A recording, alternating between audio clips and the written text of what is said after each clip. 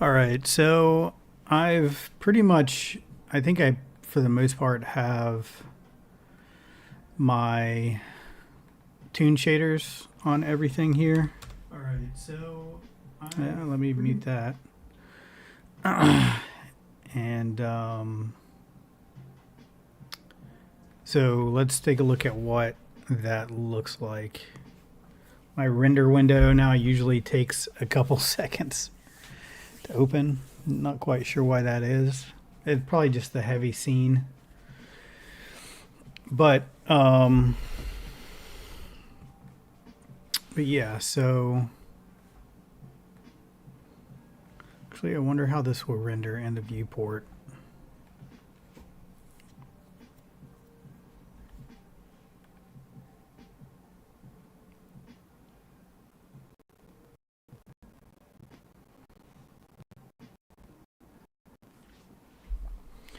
Not too bad.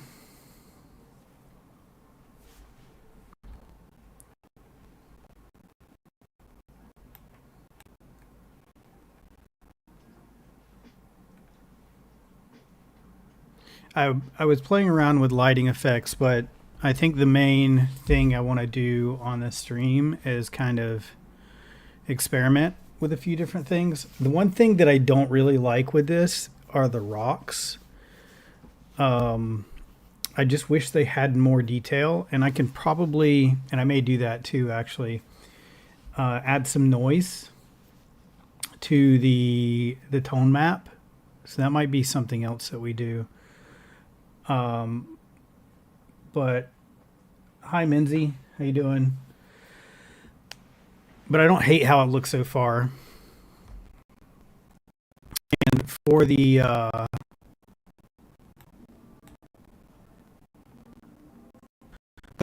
lighting here, it is a, it's just a sphere with a toon shader on it, and I have them kind of built up. So if we were to look at this, they're just kind of four of them right on top of each other, and I just have them kind of duplicated and layered up. One thing I want to try to do is there's a node. Arnold has a node called a facing ratio node, which allows you to do things like trying to think of the right way to explain this. It basically hides parts of your model depending on whether or not it's like facing your camera or face or not facing your camera. So we're going to try to mess around with that a little bit. I'm going to bring up the documentation for it. Arnold has great documentation, and I use it quite a lot. A lot of times I will just read through it, right? Like every couple of updates, sometimes I'll just read through all their documentation. Because it's actually out of the software that I've used in my past, the Arnold documentation is very well done, which says a lot because back when I started using Maya Autodesk documentation sucked. Like it was bad. I would read through it at times just because I wanted to learn what all these different nodes and stuff did. But it wasn't great. So it's a lot better now, and the Arnold documentation is really good. So here's this facing ratio node, and this is basically what it does here. So I'm going to try to use this on my lights, right? Because I'm not, these aren't technically lights, they're just kind of objects that are shading it in a way that makes it look like volumetric lights. So ideally, like this is kind of what I want here, where I can create a sphere and the edges of that sphere are kind of feathered. So that's kind of the goal. I'm going for here with this one. But just to warn you guys, it's going to be a little bit of experimentation.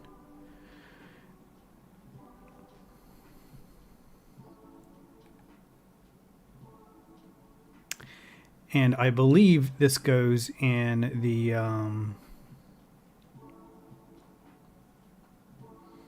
I think this goes in the geometry node.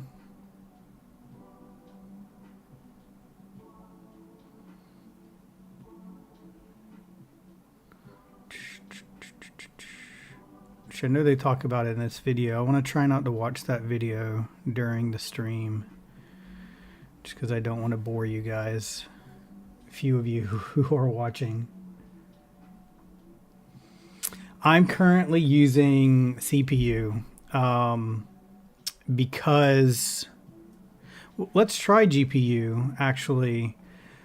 The reason I was using GPU is because I was using I'm using the toon shader, and I was trying to experiment with the toon lines or the edge lines. So, which means you have to switch to your contour filter. So you can see here that I had it set to box, but originally I had this set to contour, which you have to use to get your toon lines basically. But now, since I'm not really focusing on toon lines, let's switch it and just see if it will work with GPU, because that would be really cool if it did.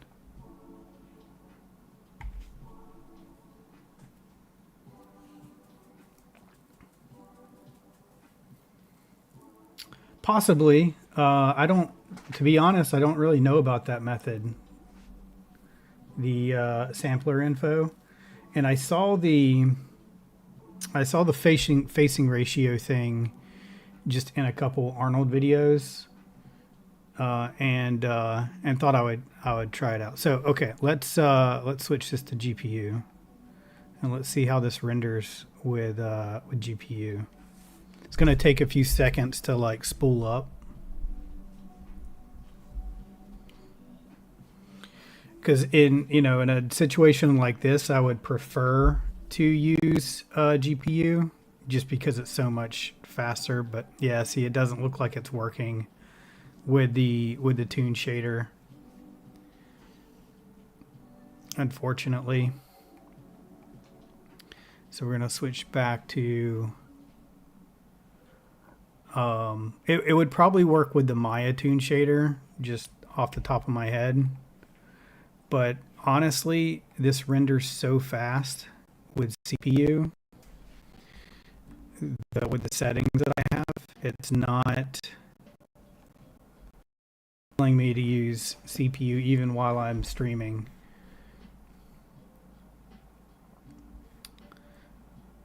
So let's move this to the side, and let's try experimenting with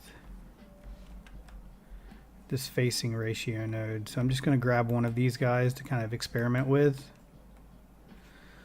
and let's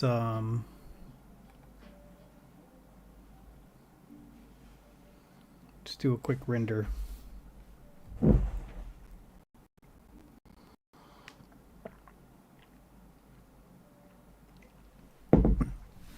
And select this one.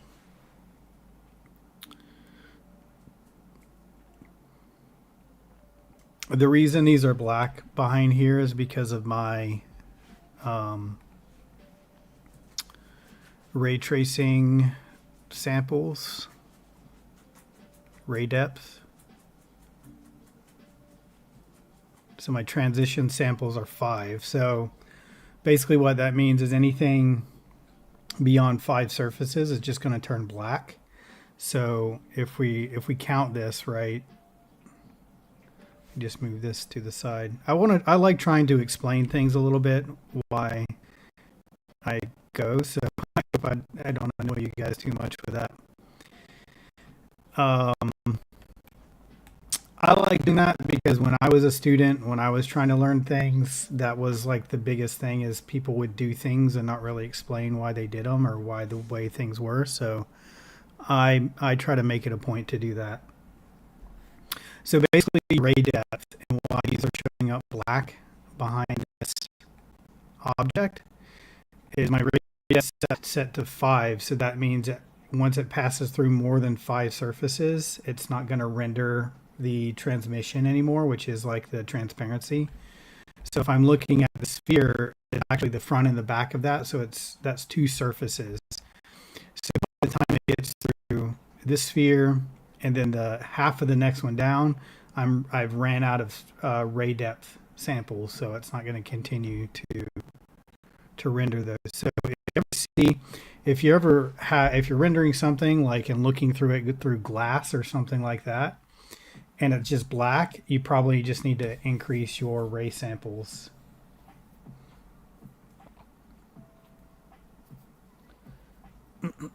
I'll probably try that tomorrow. If this doesn't work, I'm going to check that out. Audio stuttering.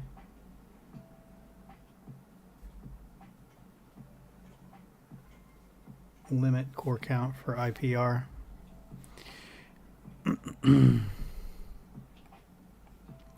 Is that in the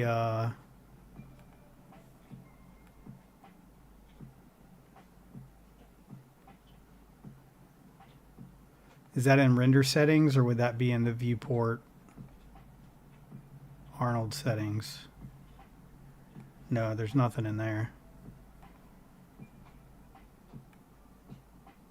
That's good to know, though. I definitely need to know if my audio is stuttering.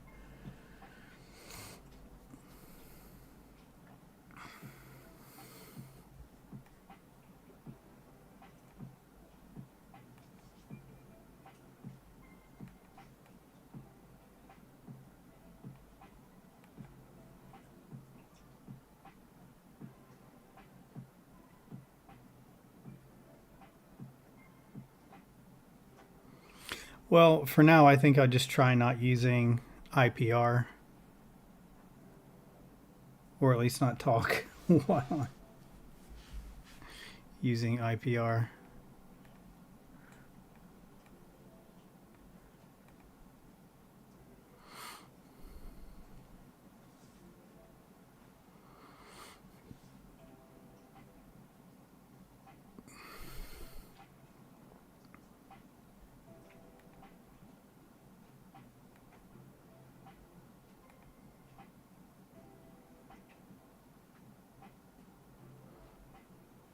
I see run IPR.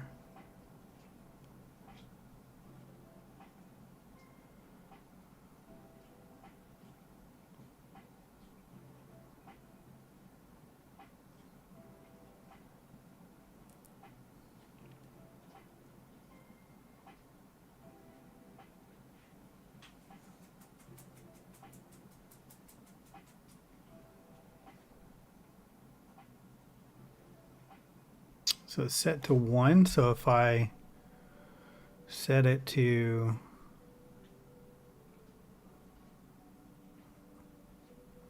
you're definitely teaching me something here. Set to 3.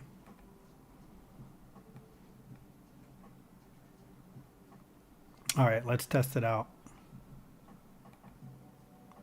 This is I normally wouldn't try to do something like this on the stream, but I'm a teacher, so how is this working now? How's my audio? I should be talking while I'm doing this, right? Hopefully it's not still stuttering. It is. We just have to try to figure out something later. It doesn't seem like it's taking up any more render time.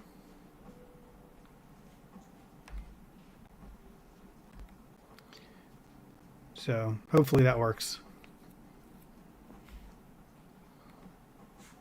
All right, so let's try to figure out this facing ratio shader. So let's go into the toon, and I'm going to name this something like AI toon glow. A bit better, still stuttering. Yeah, I'm definitely going to look into that because I stream when I'm teaching. Um, so anything to help me with my video quality, I'm all for.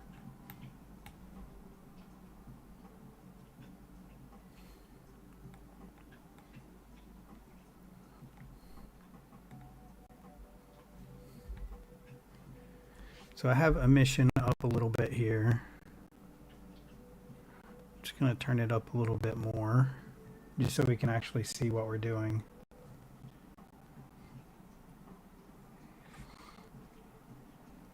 And now I'm going to try to apply that facing ratio. I think it's supposed to go into the geometry.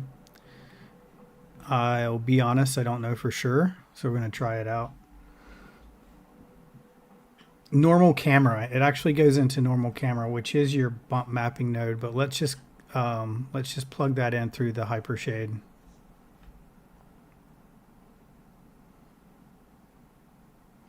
Oh no, it's no bother at all, Morrow. Anything to help my stream quality, the better.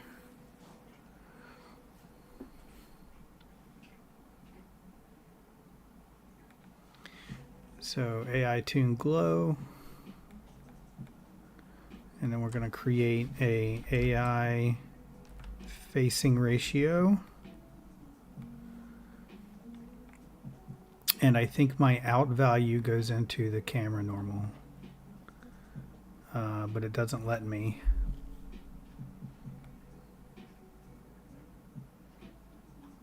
So I may need another node here.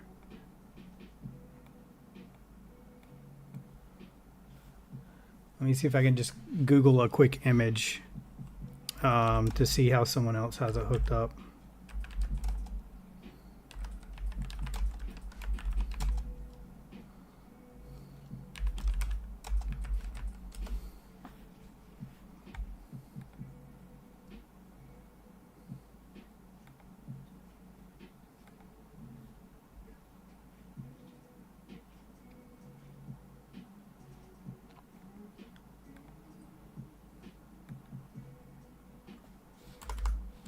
I really should probably research this stuff a little bit more before I stream.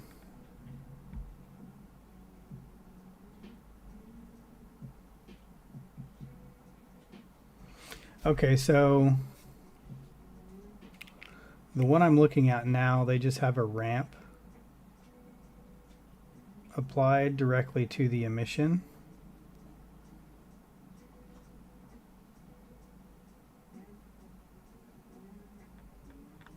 So maybe that's it. So let's just go out value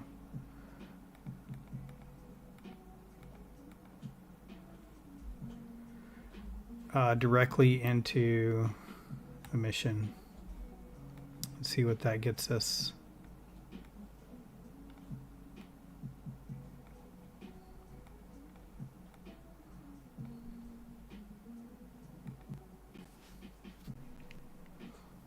Oh yeah, that looks pretty good just by default. Let's see if we can tweak it a little bit.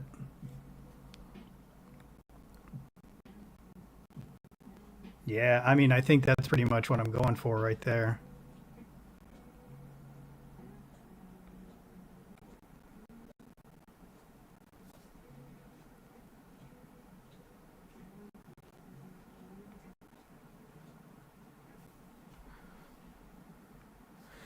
Yeah, I was looking at this.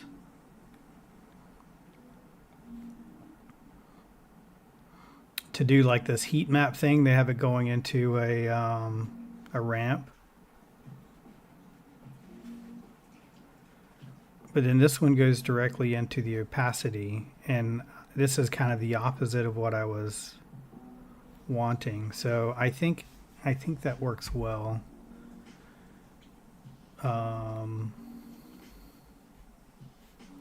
We just need to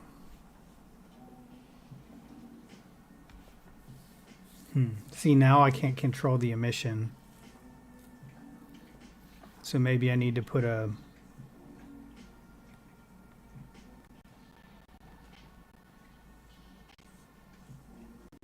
could just control it with the color.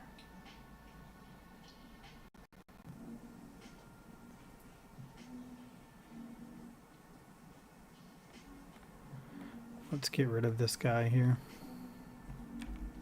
Just move it out of the way. So yeah, that's actually looking pretty good, I think. I just need to see how we're still getting like a part of the circle there. So that means I need to increase my transmission samples, and I know that I'm probably going to add more, like try to add more light fog volume layers to this. So I'm going to increase it to something like 8 for now.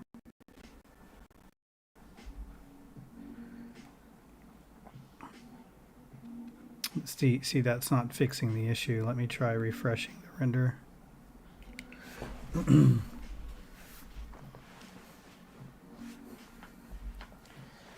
Yeah, it's kind of like the opposite of an X-ray.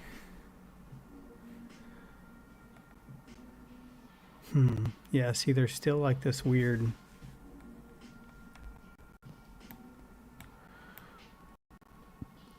thing going on here.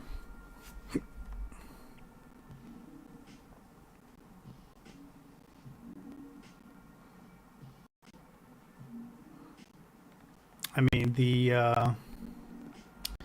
obvious fix for that is to just use one.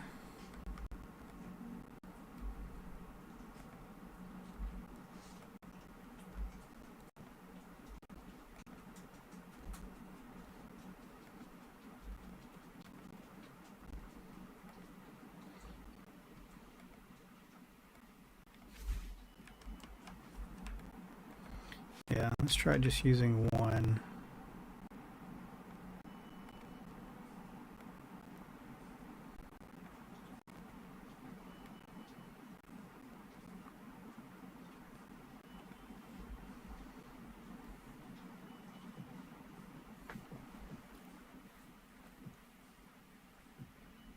Plug the ramp in the color and leave the emission free.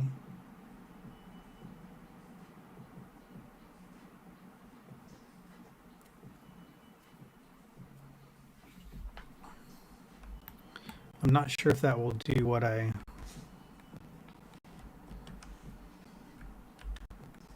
No, I think it would. I think you're right. I think that would work as well.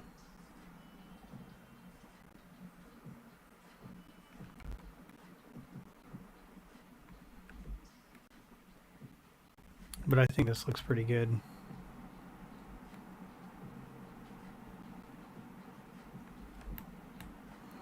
My only concern is when I add more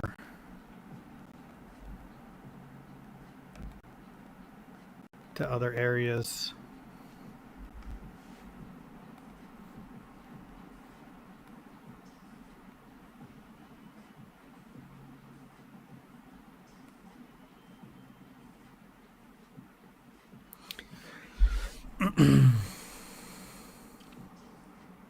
What I'd like to do, like this is just sort of like an experiment with this whole toon pixel look thing. I think what I'd like to do at some point in the future is just create a scene where I'm intending to toon shade and sort of pixel render everything. I guess this is just sort of like my trial run to see if I can get everything working the way that I want it to work first.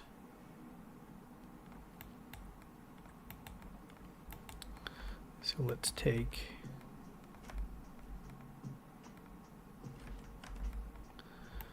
put our windows.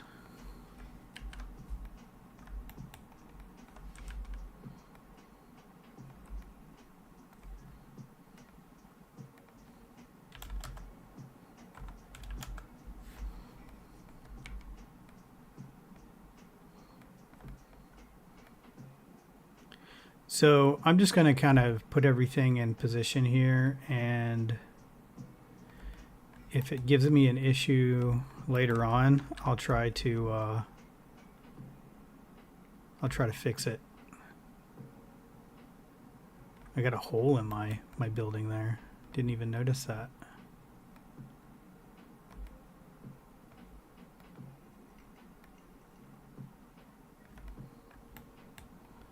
Not a huge deal.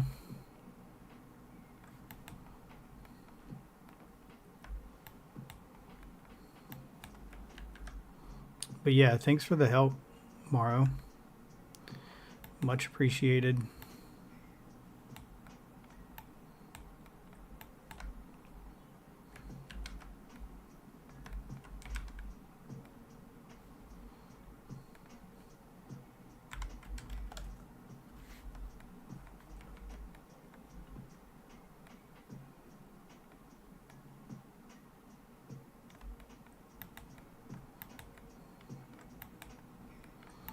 I probably won't even light these back windows, but just in case. And I still have like the big foliage to do, like the trees and the bushes.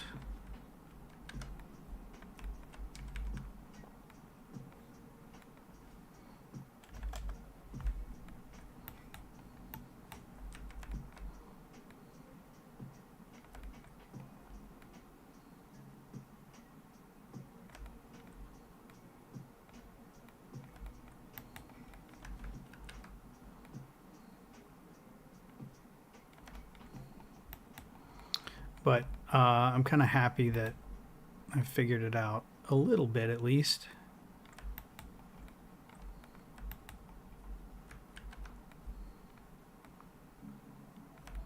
I'm super happy that that facing ratio thing worked as kind of flawlessly as I thought it would. Or more flawlessly than I thought it would. You never know with Maya. You see a video of someone using something and you're like, oh, that's so easy. And then it's not that easy at all.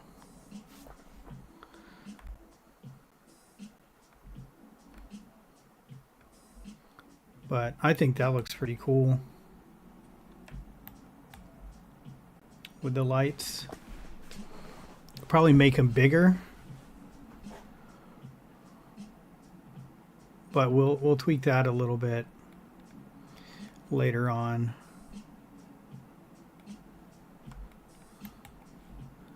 So let's go ahead and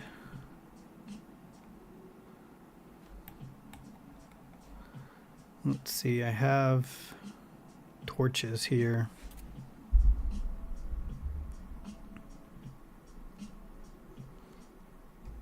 Somewhere.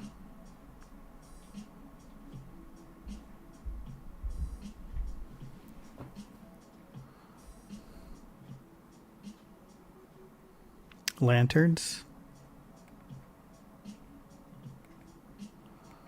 Those have lights in them though.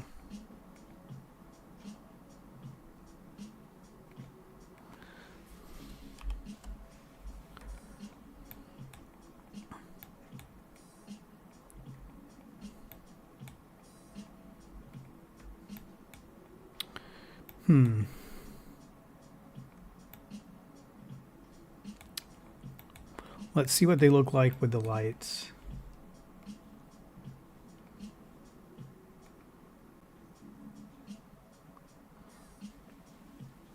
That's not too bad. I don't hate that in terms of lighting. It still looks pixelated. I definitely need to assign the toon material to those.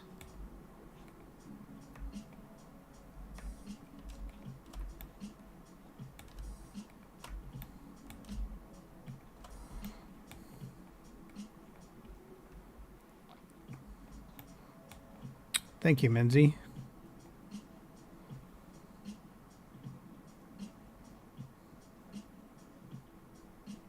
Existing material, toon wood.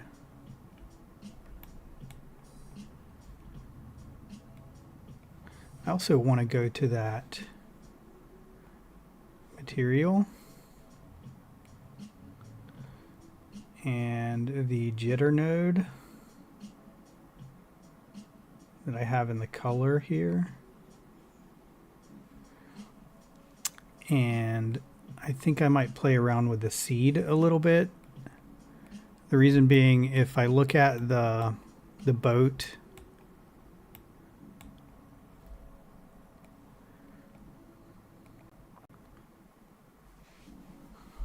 I don't really like the color of the boat with that jitter node, so if you play around with the seed, it just randomizes all the colors.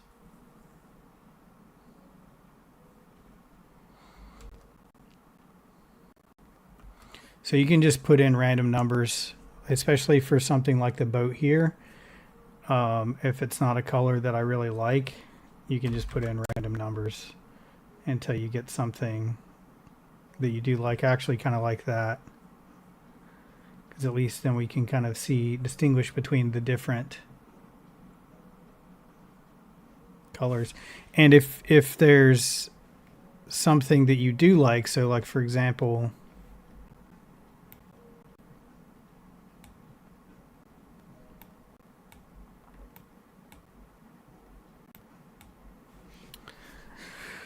so like this oar or paddle, I don't like that color. I do like the color of this one. So one thing I could try is just combining these two objects together.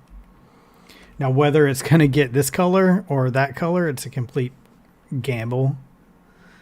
But I am just going to try combining those together, because I think those should be the same color.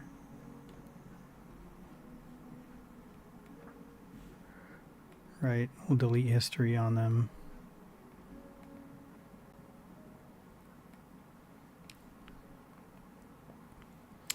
Then we'll play around with the seed until we get sort of a color scheme that we like. That one's not too bad. 456, I'll remember that one.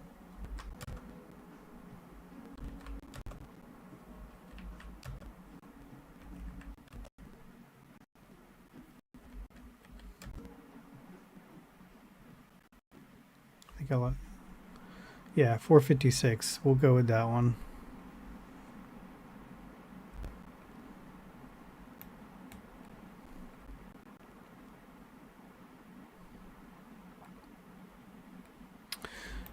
All right, and then I'm going to take one of my blobs here.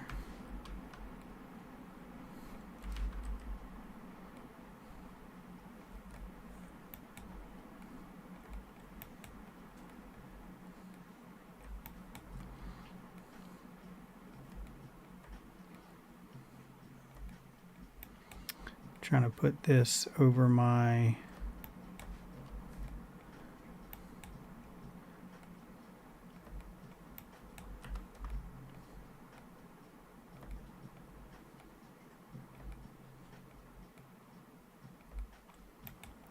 light. This will be like a real test to see if this method works, because they're going to be like overlapping.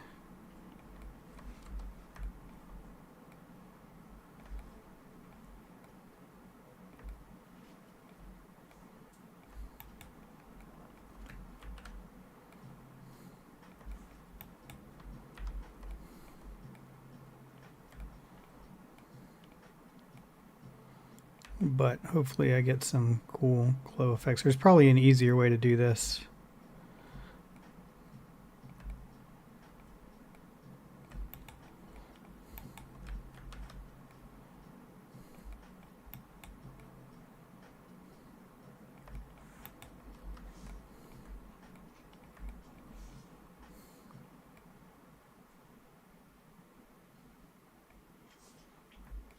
Thanks, Mauro. I had a lot of fun working on this, and it's not normally the type of thing that I do. I'm more into, like, you know, sculpting and ZBrushing and stuff like that. I did this as like a sort of series of lectures for one of my classes, and I really enjoyed it, and it makes me wanting to do like more stuff like this. I've always liked creating environments, especially like living spaces. For some reason I have like a weird infatuation with like making a space that someone wouldn't normally live in and making that a living space. I know that sounds weird, but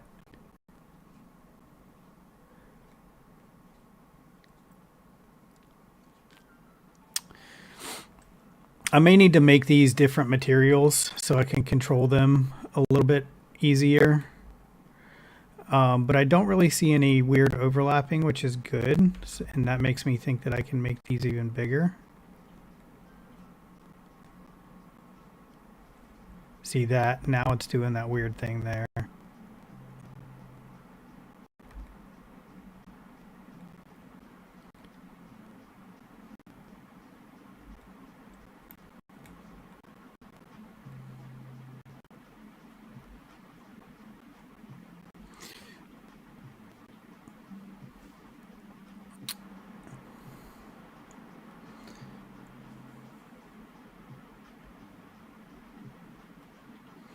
So I'm running into an issue here. If I zoom in here,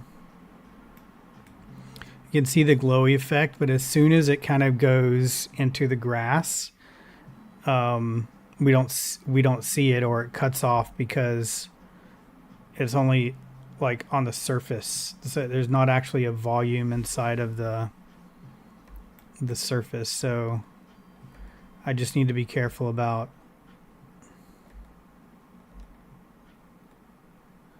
making it go through some things.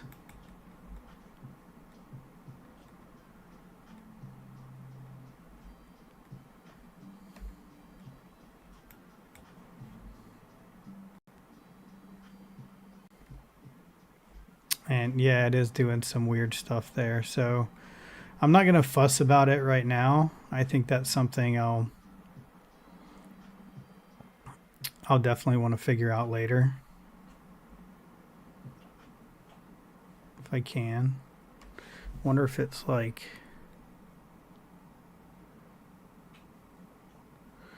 specular samples, maybe.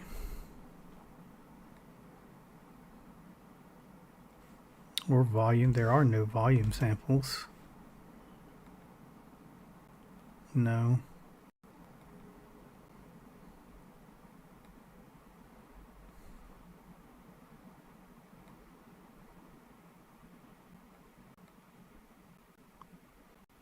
Maybe I just need to increase the total. That's doing something. There we go. That was it. So I guess the way that this works is your total is capped. So your total caps these other values. That's interesting. I didn't know that. So let's go ahead and set that one to 10. That's good to know.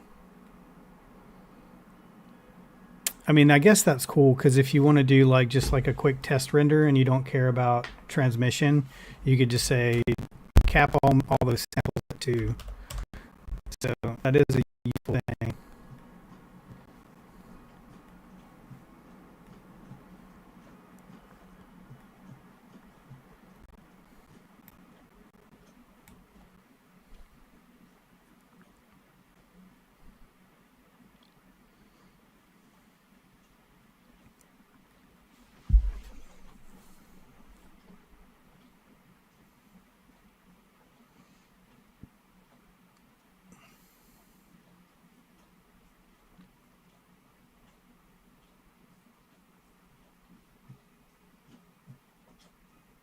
Yeah, I didn't know that. That's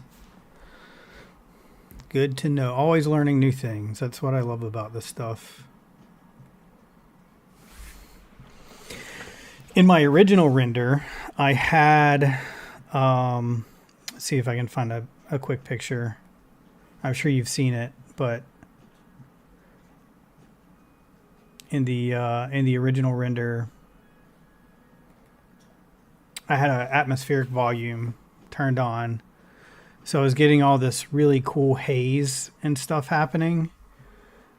So I'd like to sort of achieve something like that in my pixel render as well.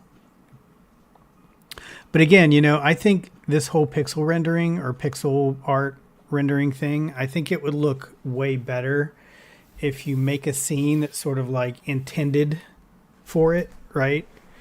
Because then you can kind of adjust things as you go rather than taking a different scene and manipulating it. And I think that's what I want to do next is I want to make a scene that's like intended to be pixel art.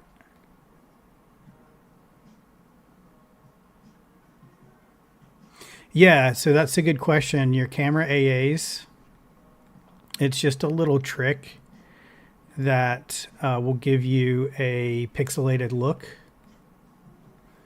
So I'm actually rendering at, if you look at my settings here, I'm rendering at 1080, but I have like this really pixelated look, and that's because my camera AAs are negative. So if I set this to 1 and do a render,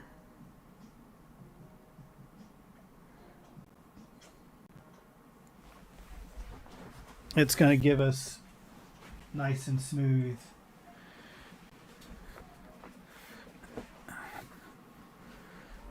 And let me zoom in really close so you can actually see what we're talking about here on the bricks.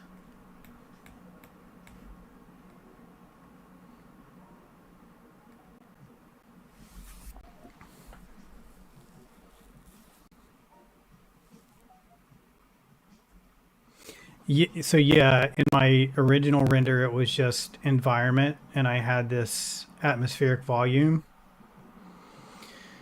and that's what I was creating the effect. And I still have it in here, and I can turn it on and off. But the problem is it just puts like grain over everything, and it doesn't render as clearly when you're doing this pixelated look.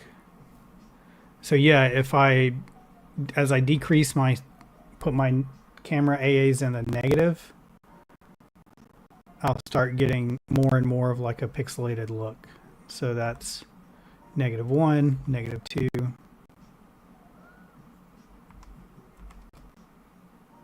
-4.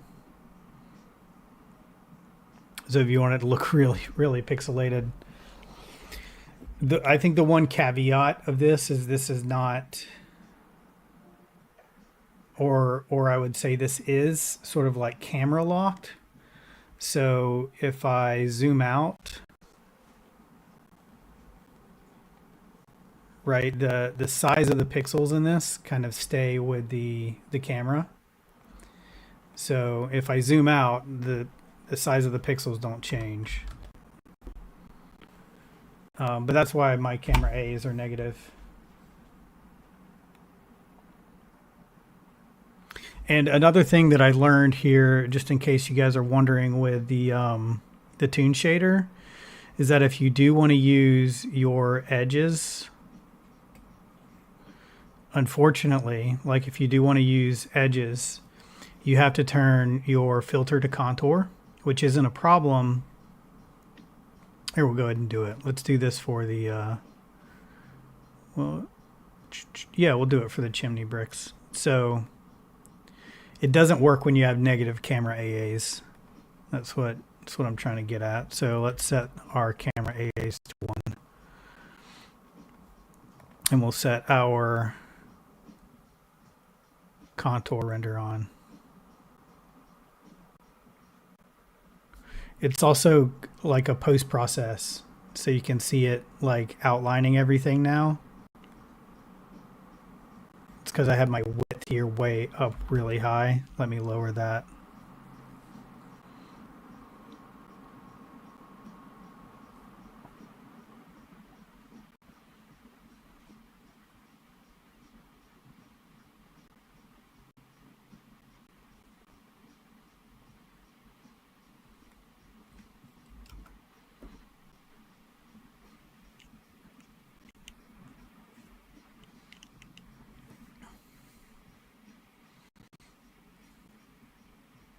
So now I'm getting the toon lines, right?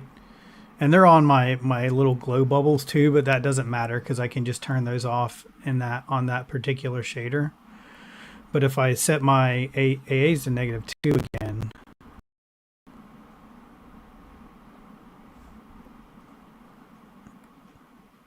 yeah, I don't get the toon lines even with -1.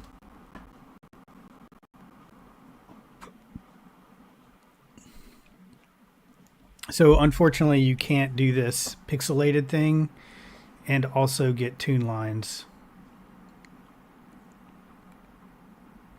Unfortunately.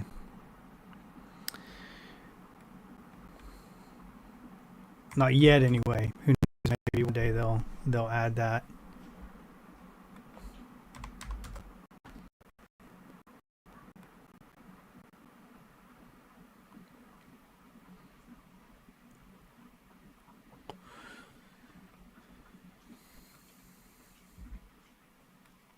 All right, so I think the next thing I want to try doing is, see, I think I need to give my rocks a different material than the chimney, because right now the rocks have the same material.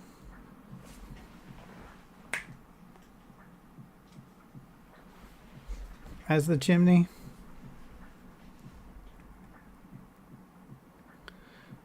I'm watching a friend of mine's dog. My dog's nowhere to be seen, but I'm watching a friend of mine's dog, and she just licks constantly. It drives me nuts. So I'm trying to get her to stop licking her paws. I think she's just nervous because she's in a strange place.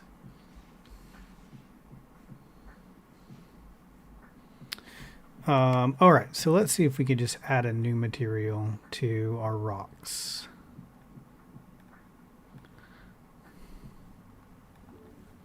And the key to that is going to be looking for the layer that all my rocks are on. There they are. So yeah, we'll just start with these and then we'll add the others. So let's assign a new material.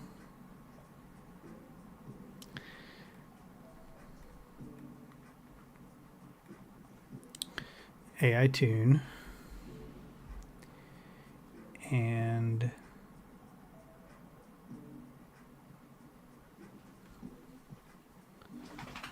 I think I'm actually going to connect a different toon map or a different tone map to this one. We're going to do AI toon rocks.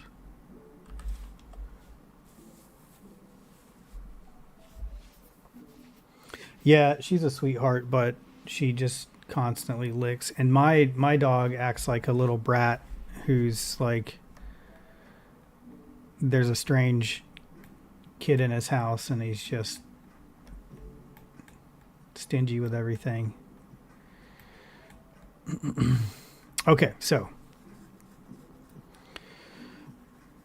let's go ahead and add a color jitter to our color. So AI color jitter, AI color jitter.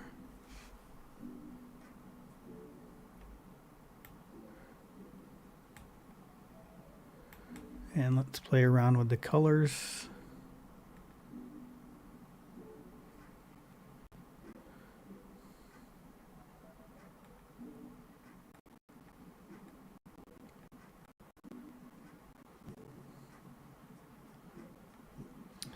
And randomize.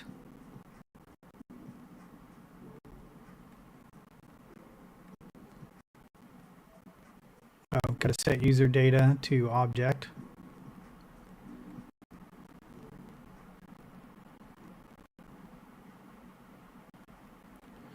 Let's do -1,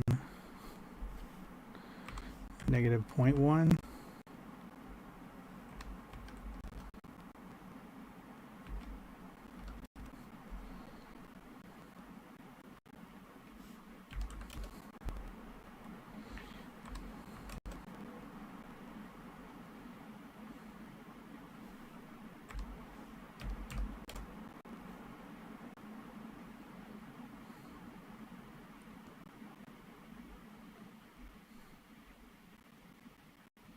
It's a bit much.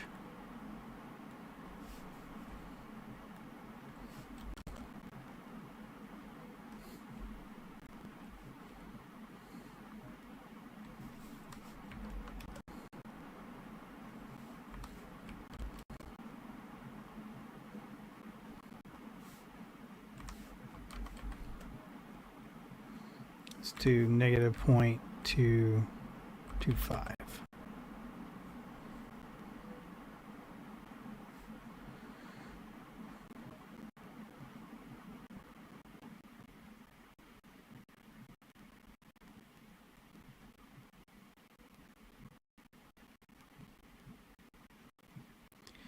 Yeah, I don't think I want to play with the hue too much.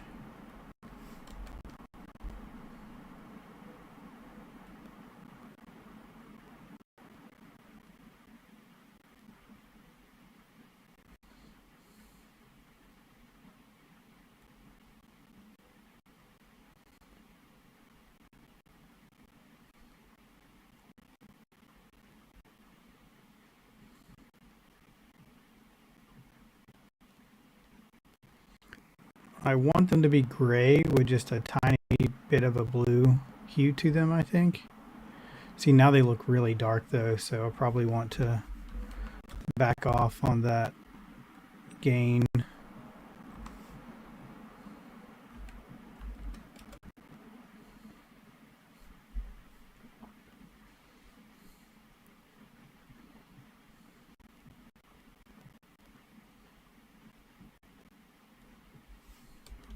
I can always change the color.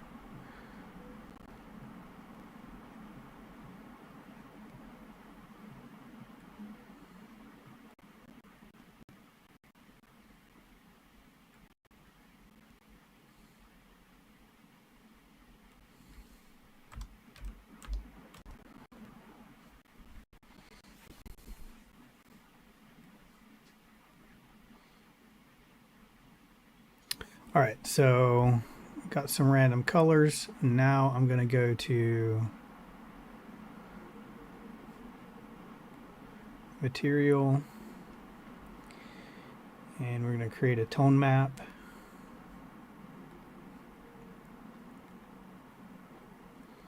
With a AI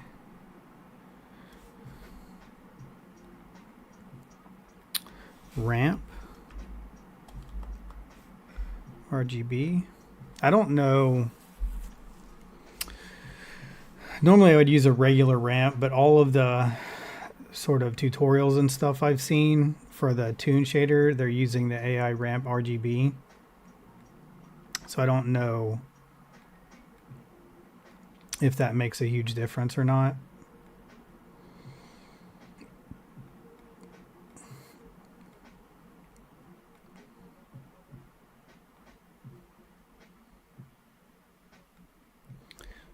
But what I want to try, I might actually switch that here, because let's go ahead and try it. Let's try just a normal ramp in here rather than this ramp RGB. And the reason being,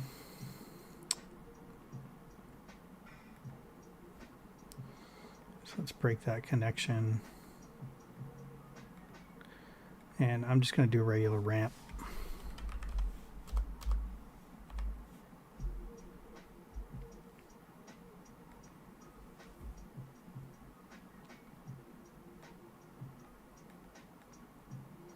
The reason I want to do a regular ramp is because it has a noise feature.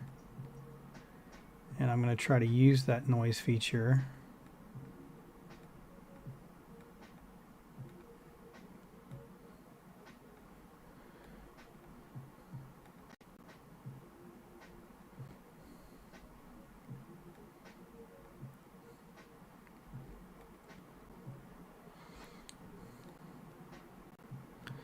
So it seems to work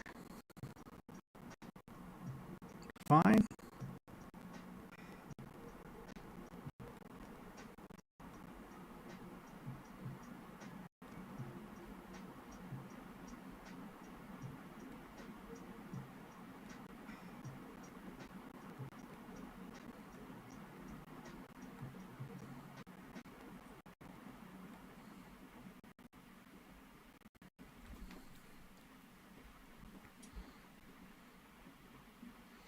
we'll try it with the, we'll need to try it with the specular too, but the thing I love about the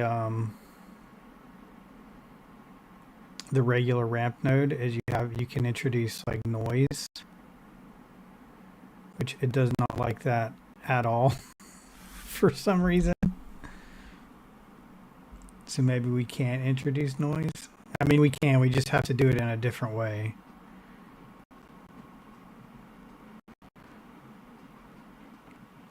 I think what I'm going to have to end up doing is just having, like, adding some sort of texture to the base color.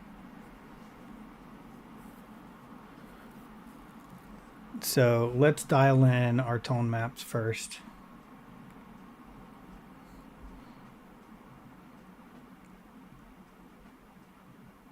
So that's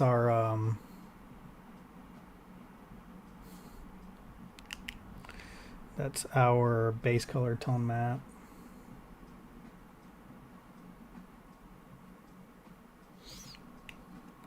Yeah, you think it could be it.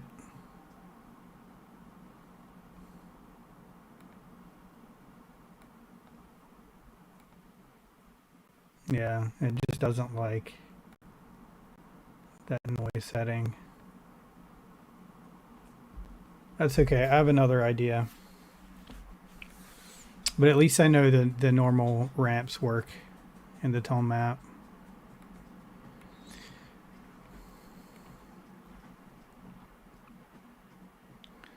Let's do our specular tone map and just go ahead and use a regular ramp again.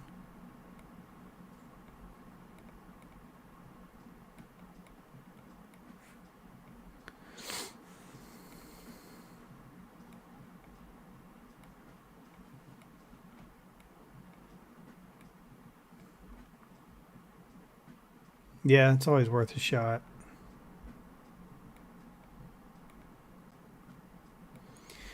And for this, we need to increase our specular weight.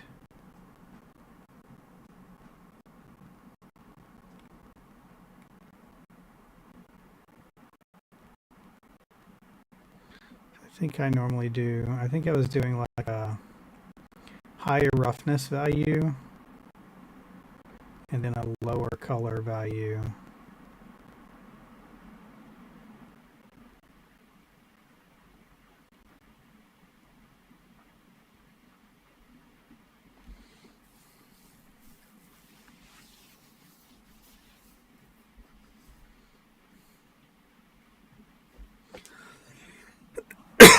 And then for the base color, what I'll do is bring up my hypershade. And let's go ahead and graph this network.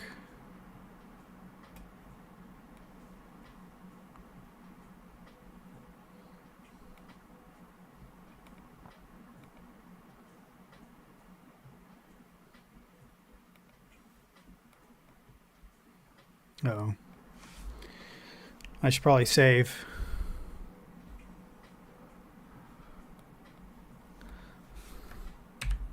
Control S is the most important hotkey ever created.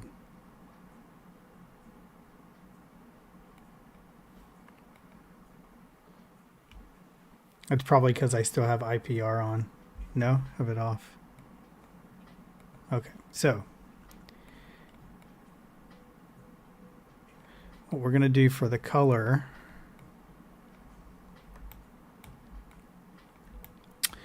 is create a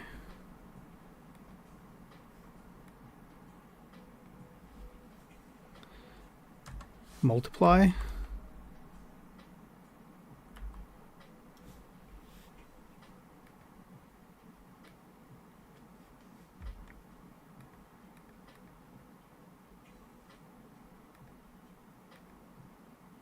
Or multiply divide.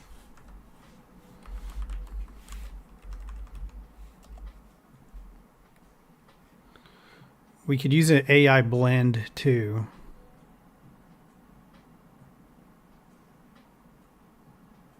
We'll just stick with multiply for now. And my output's going to go into base color. My out color is going to go to input 1. And then for my input 2, I'm going to create a noise of some kind.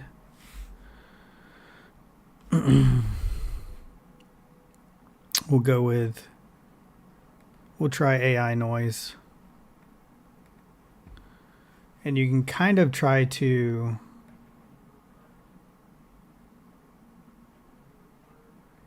edit it before you sort of connect things together. But all I'm really looking for here is like something to break up the colors a little bit. I'm just looking at the little thumbnail there. It's not really being applied to anything. So this will go into input 2.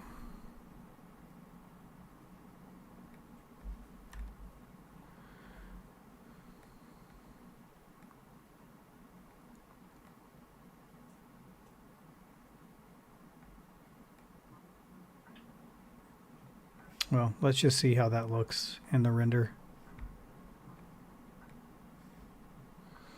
All that's doing is your noise is like a black and white image of like cloudy noise, and it's just multiplying, just like in Photoshop where you set your layer to multiply and white goes transparent. So this is just multiplying that. So you're just seeing the colors with that sort of noise under it, but it shouldn't affect the colors at all unless I change the colors here.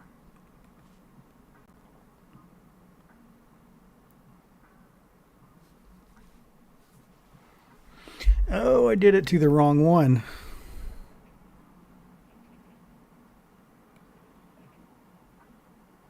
Okay. Let's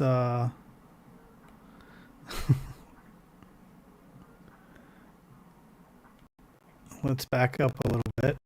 I did it to the wrong shader. We want to keep this guy. And we want the rocks that we just made.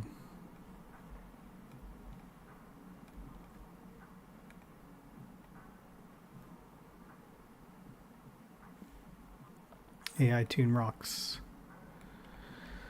So I'm going to select that.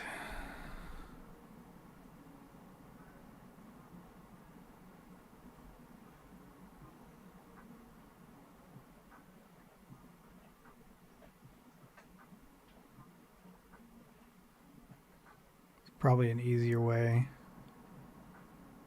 Bricks. Rocks. I'm just trying to do it in a way where I didn't lose my noise and divide node.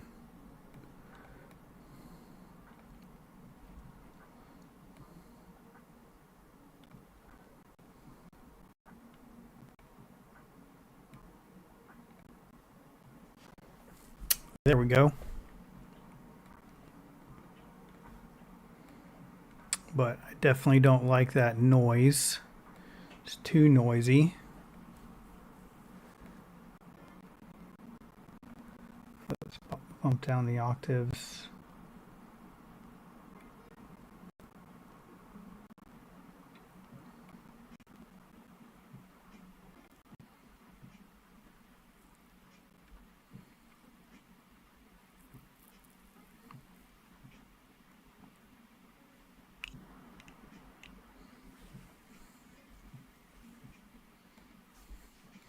I don't hate that, but let's zoom in a little bit.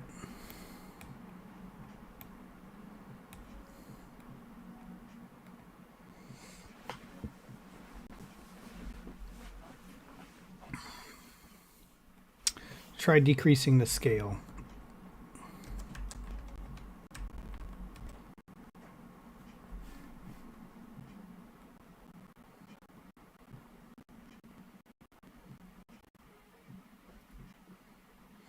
Or should we increase the scale?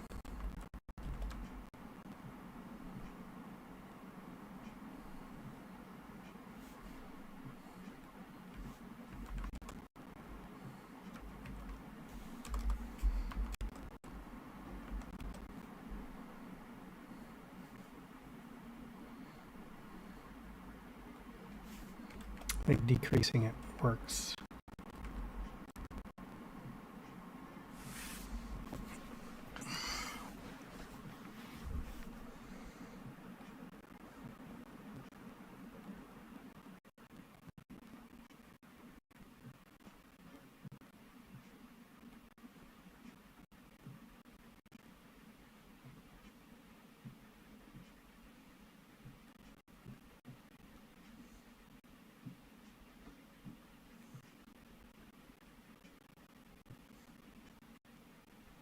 There we go. I think that's...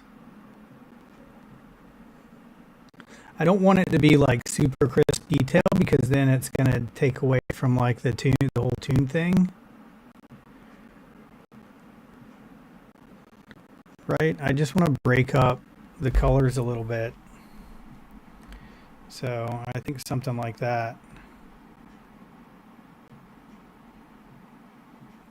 And then if I want to back it off a little in my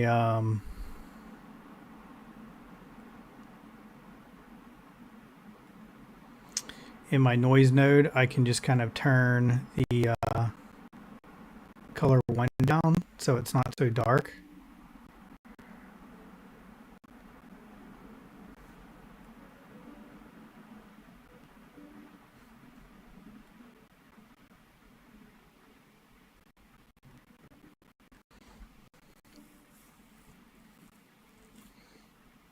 Right, even that little bit of variation I think looks way better.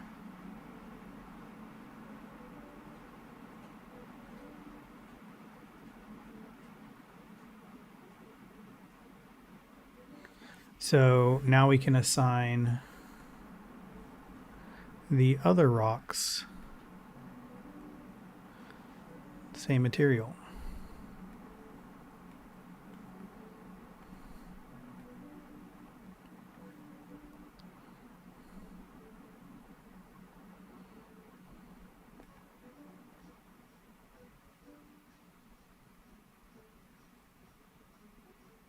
If I know which one they were.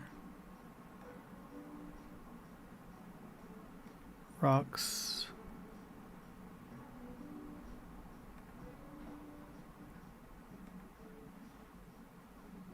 Lake bed, that's the small little ones. No, that's the lake bed. Oh, there we go. So that's the bigger one. So we'll go to assign Basil. Stop it. Come here, Basil. Come here.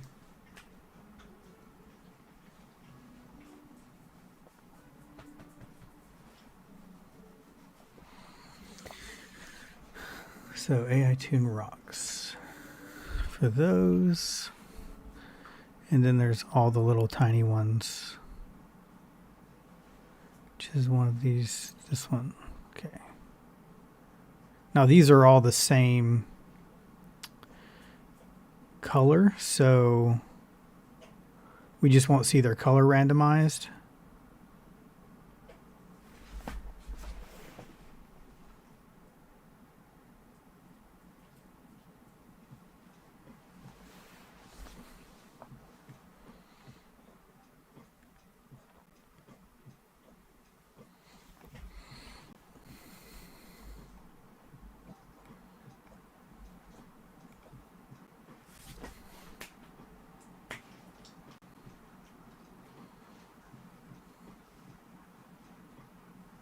Yeah, I like that.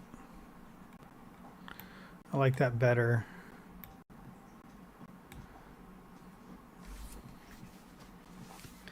Than what I had before, for sure. Just a little bit of random noise in those textures.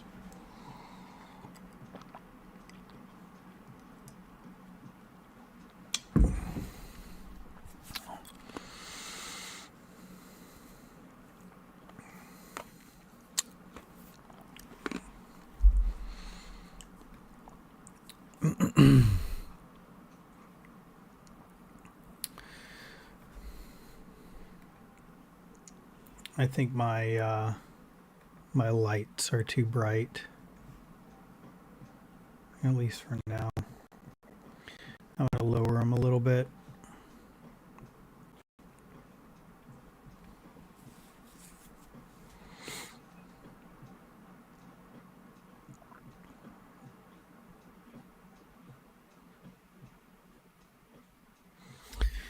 Okay, so I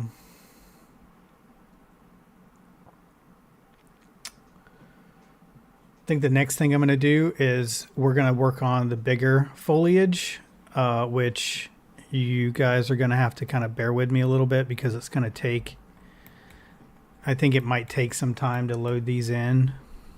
But we're going to try to unhide some of the larger foliage.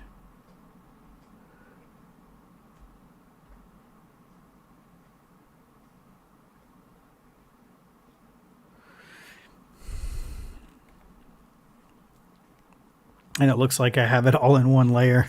So here we go. Let me go ahead and save.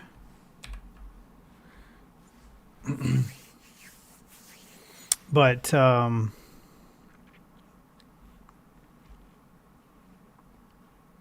we'll let this save for a second.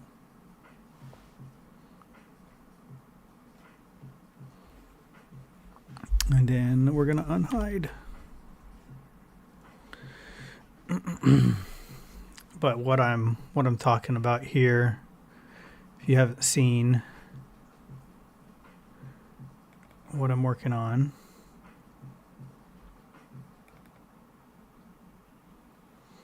is all the stuff, the tree. I have some other grass, the cattails. I almost completely forgot about all the cattails. But all this stuff is what I'm currently unhiding. It looks like it unhid.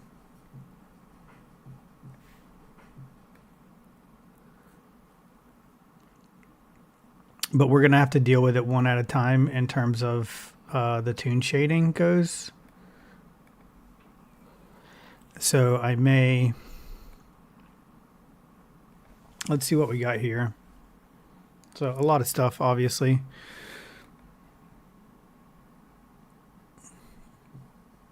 So I'm just going to go through and hide it, and that way we can unhide it one at a time. I think I'm going to do these trees first. So I'm going to leave those. The bamboo will hide for now. The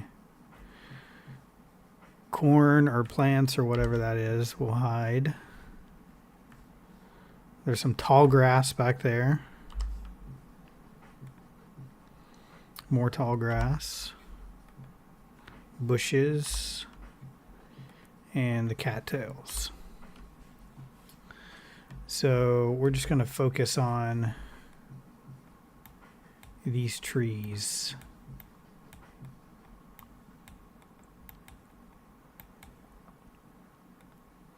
And basically I have them broken up into, or I think I have them broken up into leaves. Do I not?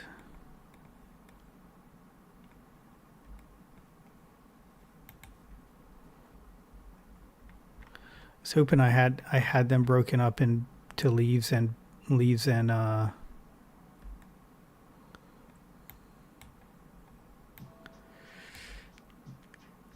branches, but I guess I don't, so that's going to be a pain.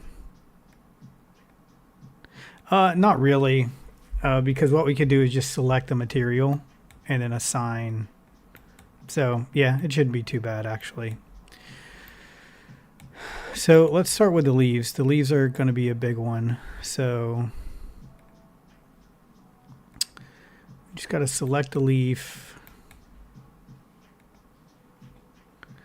do material attributes,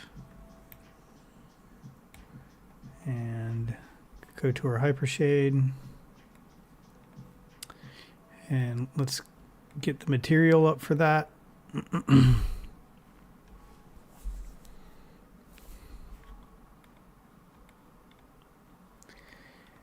And we're basically going to just rebuild it from here. And so what I can do, and I'm pretty sure this is the way that I did it whenever I first made it, So what I can do is I can just right click and select objects with material. And then I'll select my new material and just do assign material to viewport selection. So that way I don't have to like meticulously select every single leaf separately. So we're going to start out. Let's go ahead and let's take this and just any of our toon shaders here. So I'm going to shift select a toon shader. So we have our tone maps too. Right, so these are our two tone maps, which these are not the ones that I want actually. So let's just do another toon shader.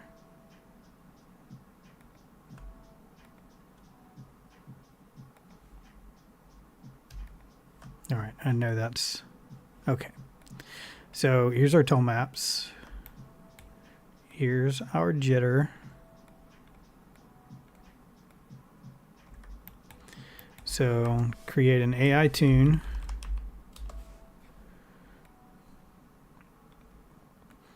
And if you're curious about how I did this, you can go back and just watch like the first few minutes of the previous live stream.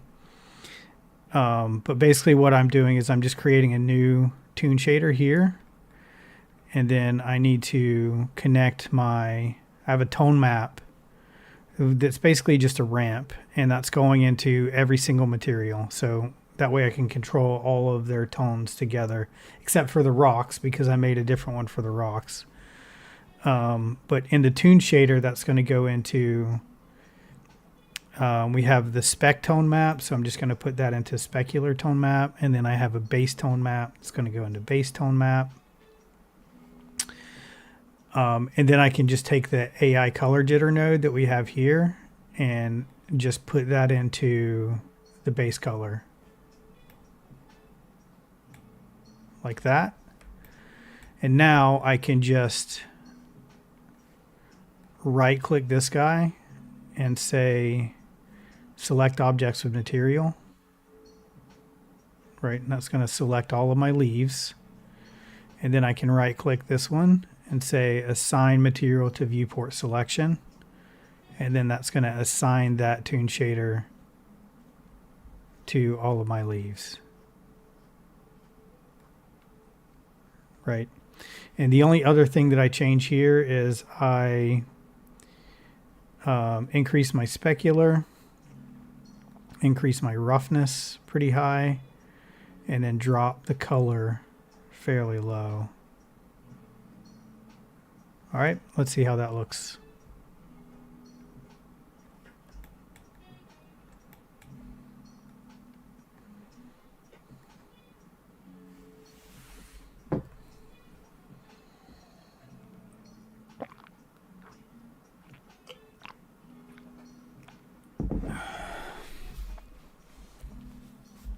See, it's really starting to chug now because we got a lot of objects in our scene.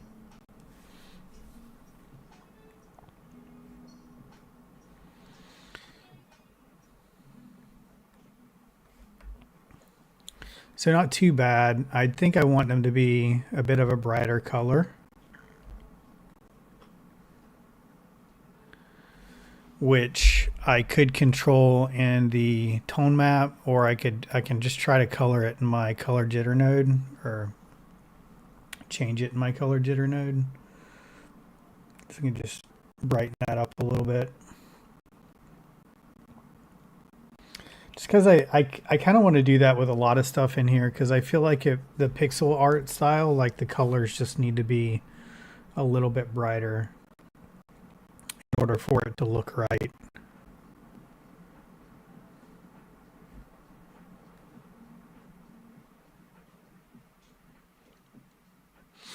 But yeah, that's pretty good. And I actually think that my trees just have the wood material on them. So those are super easy to deal with, I think. let's try. So we should be able to just right click, material attributes.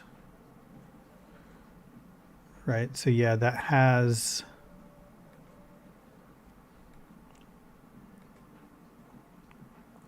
so it just has my original wood material on it. So just like I did with the leaves, I'm gonna right click this and say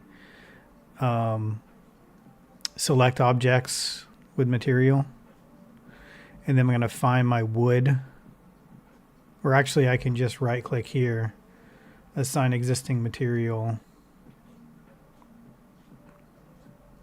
and AI wood, AI toon wood.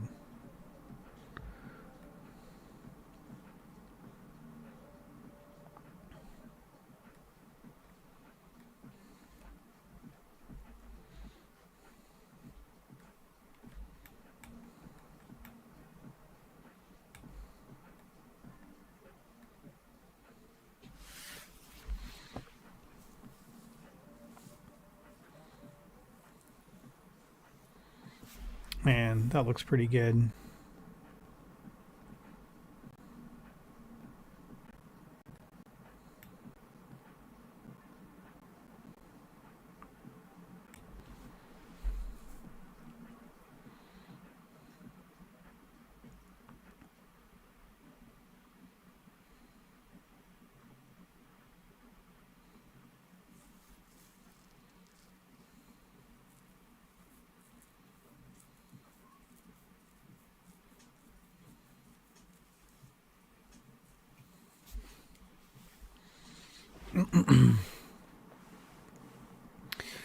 I don't like how dark this is back here. And with my original render, because I had like the it's like it's got like this nice blue hue to it, the water. And there's also like a big volume light right here as well. But I don't know if I can achieve the same like blue hue to the water back here.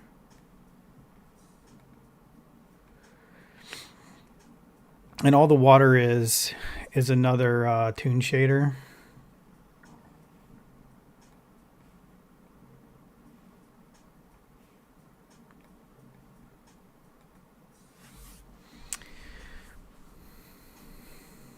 With some transmission.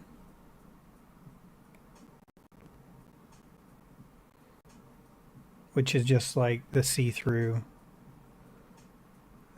element.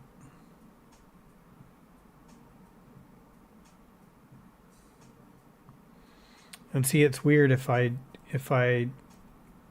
just decrease the transmission a little bit, we'll see a lot more like of these specular.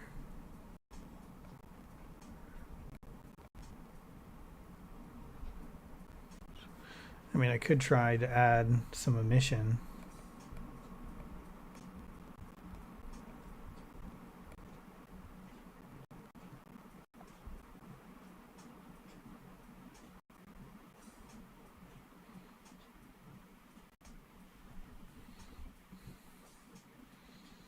And that works a little bit, but I think what I need is another surface over here. Even if it's a gray surface to get that blue tone.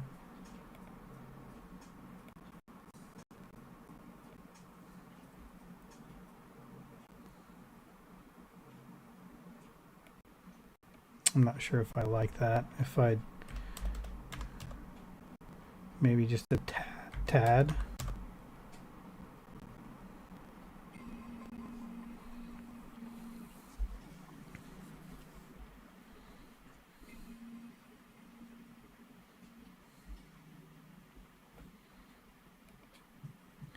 Yeah, I think if I just add another surface below this one, so just a plain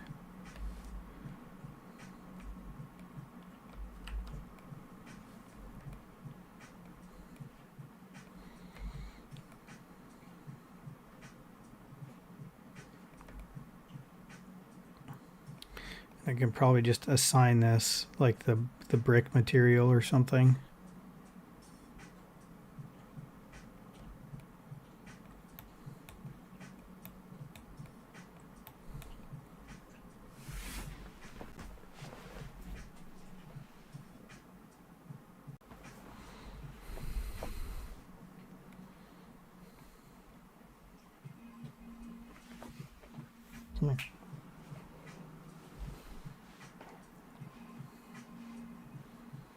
Yeah, see now it's got like more of a blue hue back here.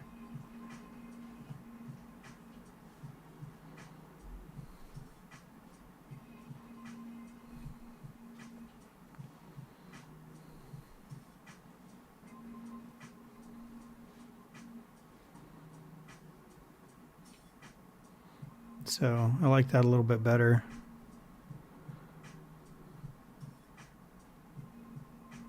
I think I want my sand to be brighter.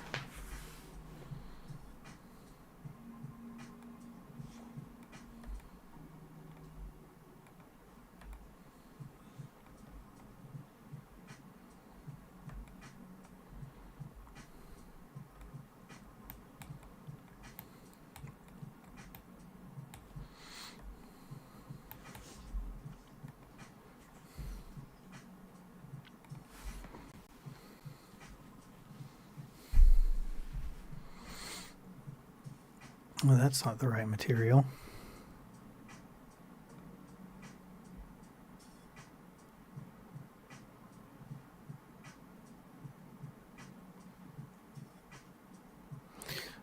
Remember to name your materials, people.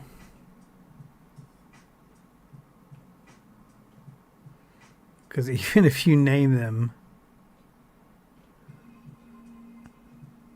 sometimes they're still difficult to find.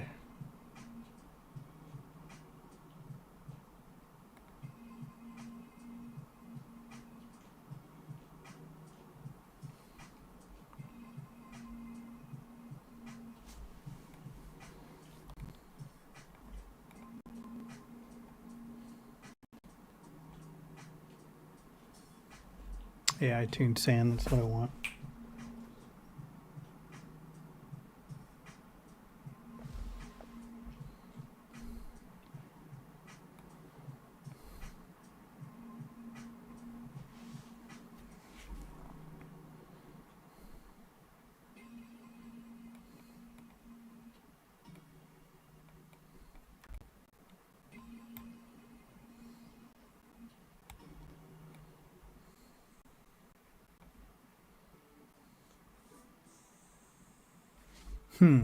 I bet what I could do if I want to make the sand down here pop a little bit more is connect it to my emission, connect the color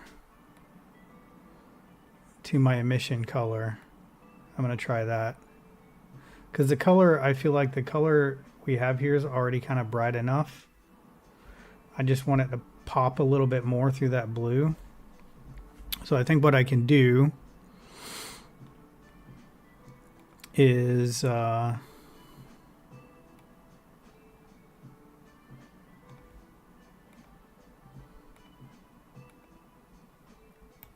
take this ramp that I have for my color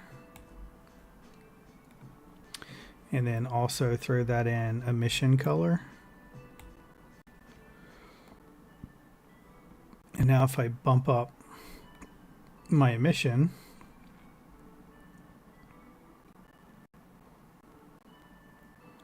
it should start to brighten that sand a little bit.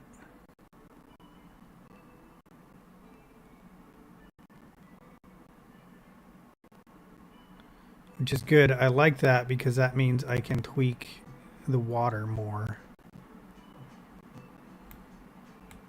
I do want it to be brighter still though.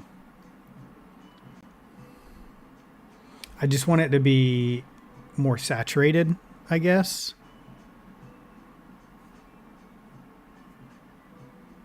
I definitely like the emission thing. But I think what I might also do is run this through a color correct. Is that what I want? Yeah, color correct.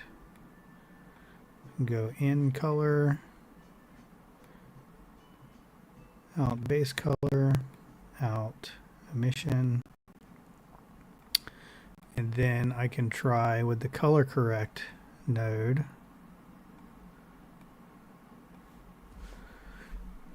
I think I can bump up the saturation. Yeah, see, that's not exactly what I want, but it's on the right track. 1.2 maybe, 1.3. Yeah, see, I just want it to be a little bit more saturated so it pops more. And this is what, like, people who argue about different apps, I'm definitely a Maya fanboy, but this is the amazing thing about Maya, I think, and just the fact that everything's a node and everything's node based, is you could do so much stuff just with nodes, and you never really need to. I'm not saying don't learn texturing, because if you know me, it's a huge thing and you should definitely learn how to UV and texture. But there's so many things you can just do with nodes in Maya that that makes it just a really cool program to use. Like, you know, you can just instantly change the color, right? I could even do hue shift on this, right? And just completely change the color. Green actually looks kind of cool.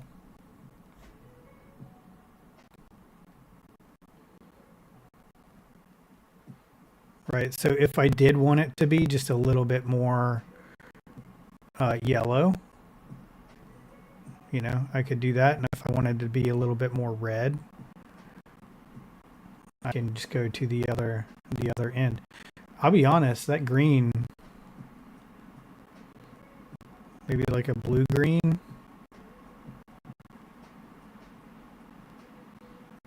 I mean, that looks pretty cool.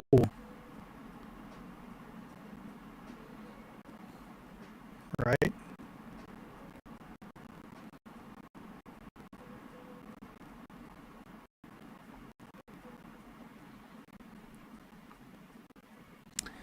That looks pretty cool.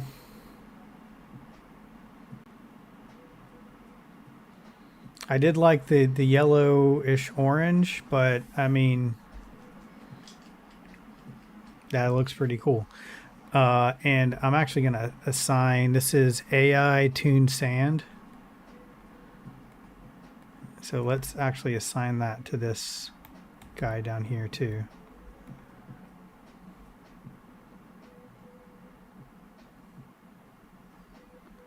AI Toon Sand.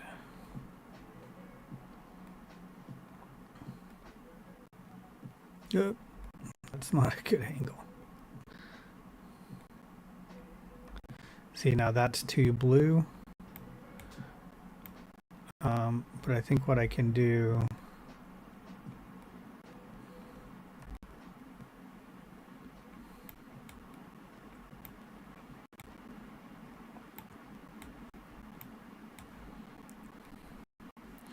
is just move that layer down.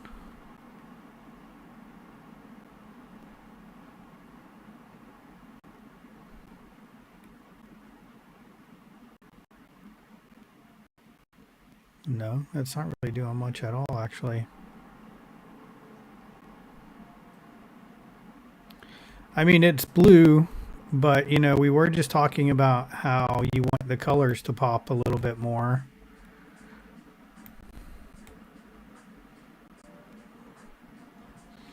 So, I mean, I can't really complain about it too much.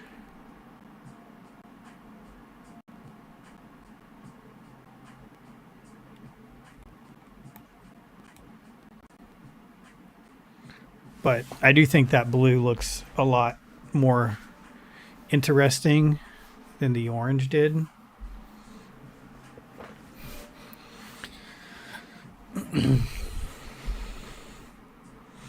But that means I probably need to bump up the saturation of all of my orange things a little bit. Let's try tweaking this just a little bit more with the color correct.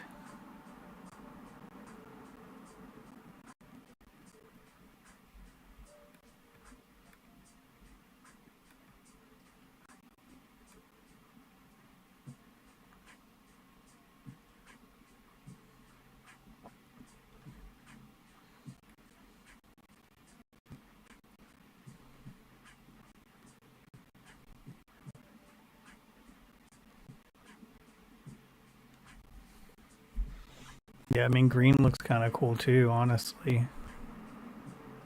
That's more of like a tropical blue.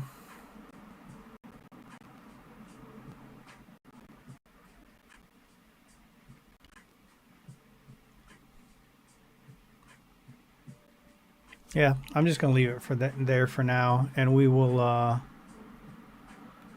continue on with our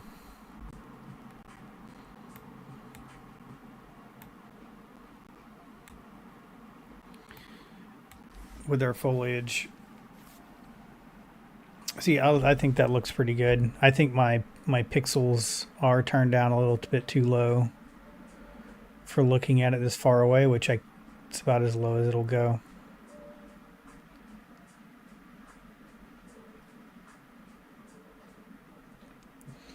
Which I wonder if I could just... I'm going to do a quick little experiment here.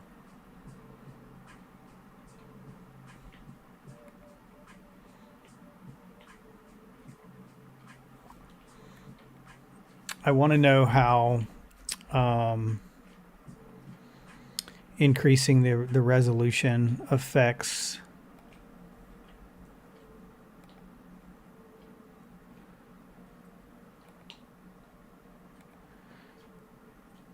so let's just double the resolution, so 1160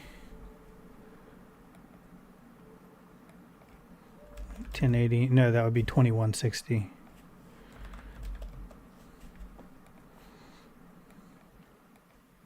Because it renders really fast. There's no reason to not render at a high resolution.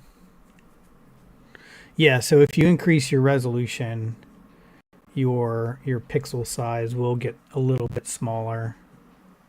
So if you can't go beyond, or if you don't want to go higher than -1, you can always just increase your resolution.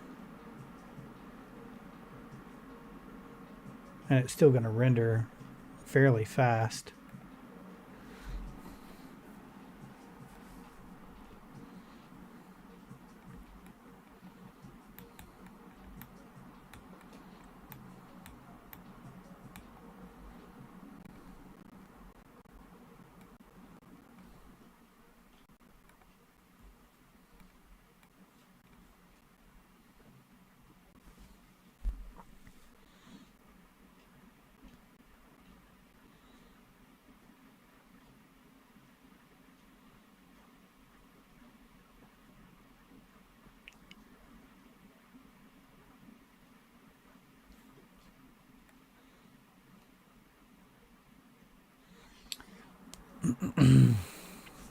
You get sidetracked a lot with projects like this. I think that's just like a natural thing that happens.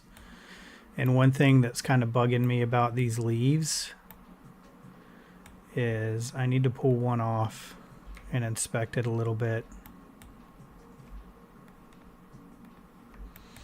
Because they're one-sided.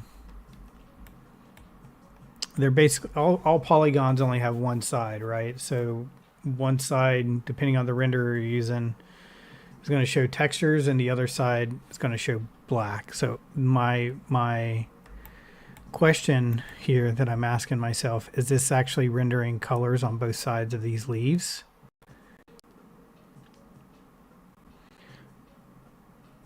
right? So if I take this leaf and rotate it around,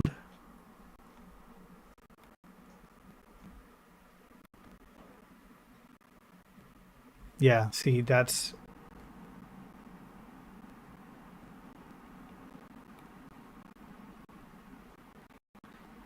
is that right? Is that really? Yeah, I think it is rendering both sides.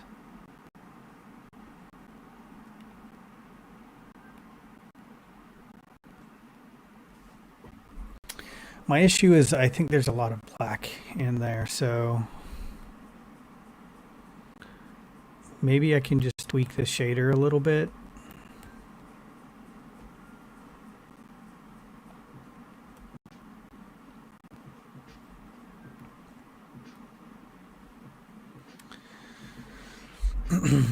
Which means probably be tweaking the specular.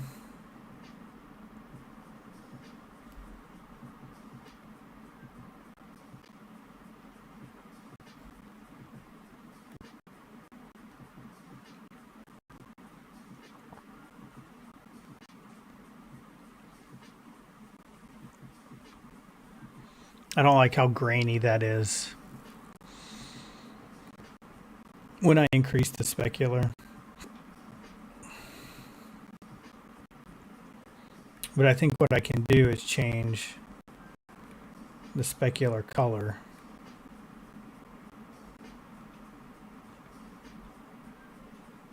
And I can also do the emission thing.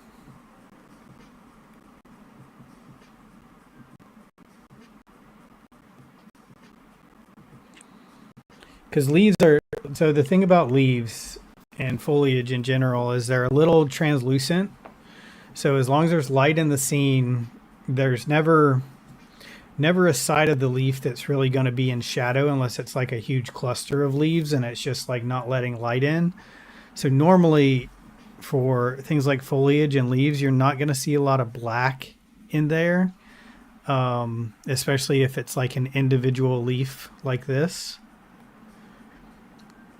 So what I'm thinking is I can probably try to hide or fake translucency or subsurface scattering with emission like that.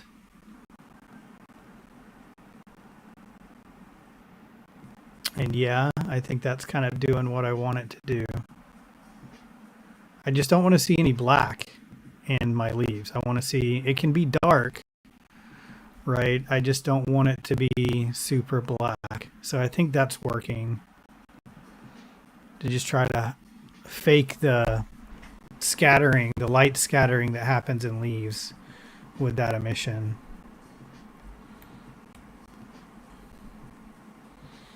And overall, that will just make them look a lot brighter.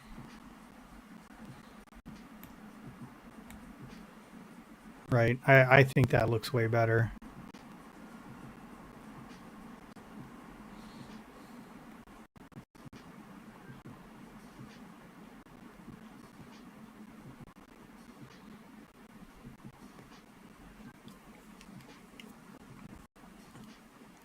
You know, you can tweak this stuff until the cows come home, right?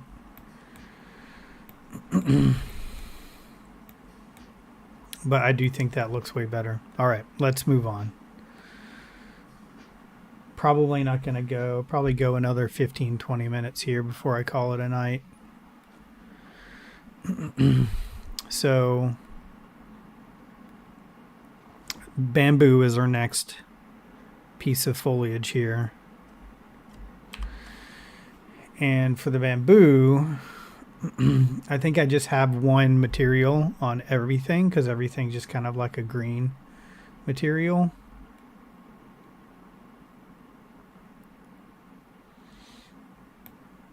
So I shouldn't have to worry about having one for the stalks and the leaves. So let's find the material, go to our hypershade, craft that.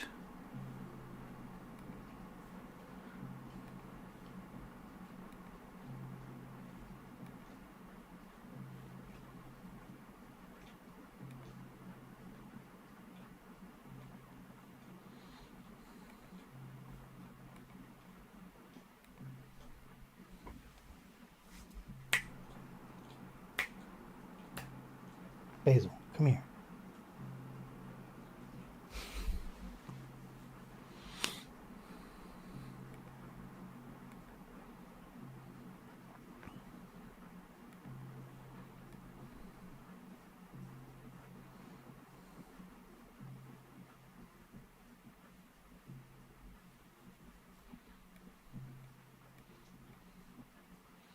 It's just taking forever to load because there's so much geometry. And my computer is not state of the art. It's pretty good. It's a pretty good computer, but it's probably for the main part, like the motherboard and CPU and everything, it's probably 5 years old now. The GPU's a little bit newer and there's newer RAM in it, but the base computer is about 5 years old now. So, and I am CPU rendering. I need to get one of those thread rippers. All right, what was I doing here? Bamboo.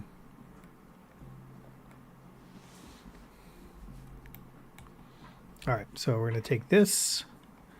We're going to take one of our toon shaders so we get our tone maps.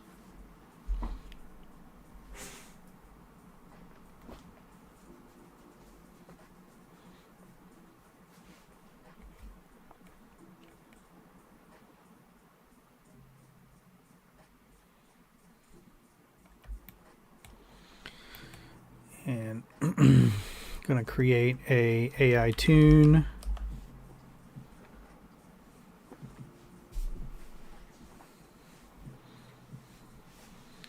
And I'm going to name this AI toon bamboo. And apply our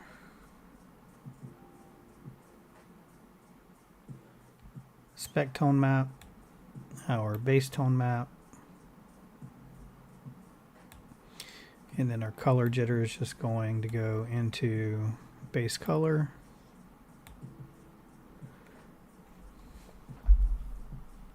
I'm just kind of guessing on the spec here, but high roughness, low color, and then I'll probably want to do the emission the same way I've done my leaves here. And then we just need to right click this, say select objects with material, and that should select our bamboo.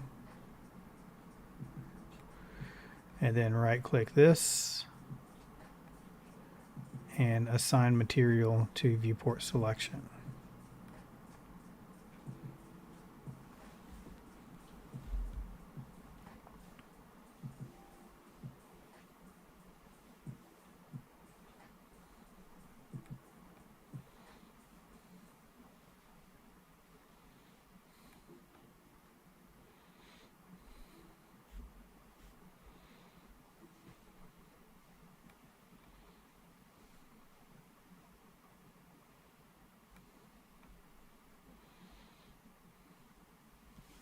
And give it time because it's, again, it's a lot of geometry there.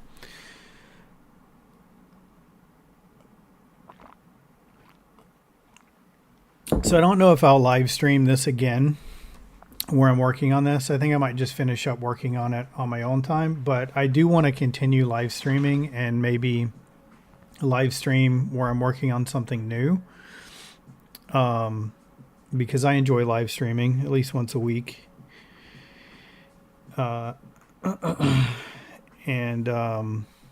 Yeah, so I just want to try to finish this up. And yeah, maybe I'll start something with the intent to make toon art, because I think that would work better because you're sort of modeling things and texturing things with the intention of being pixelated.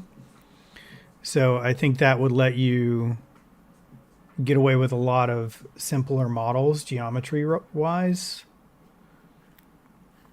but you may have to think about things a little bit differently. Man, this is taking a long time to actually assign.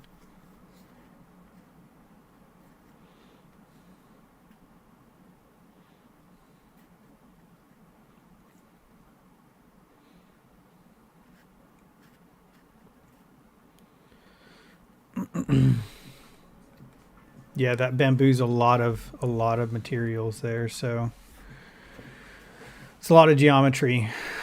Um, and I think it like same thing with the foliage. Like right now, I'm sort of dealing with all the foliage and the massive amounts of polygons that are there.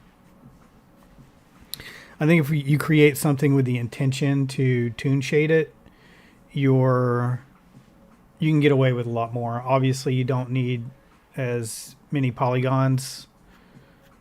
The models don't need to be as dense, things like that. And a lot of this stuff can get the same materials that I have on everything else.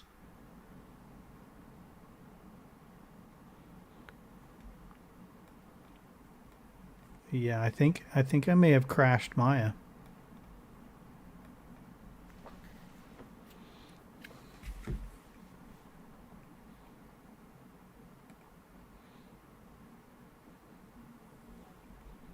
Oh, there it goes.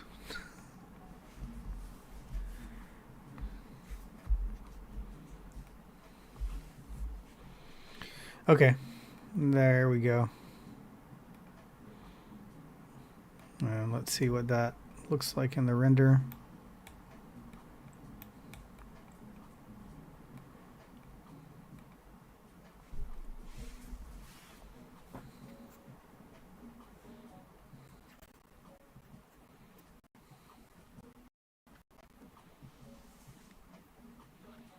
Yeah, it's a little dull.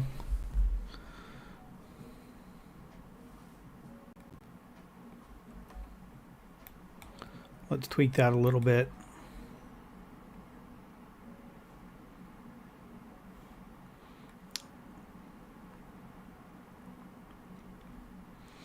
I think it's probably the just the specular still being a bit too high.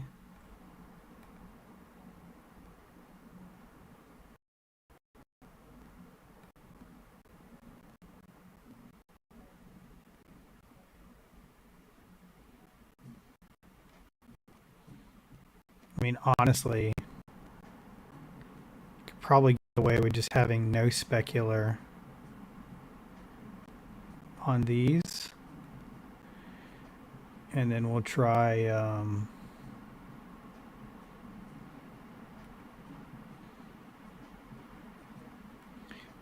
the emission trick.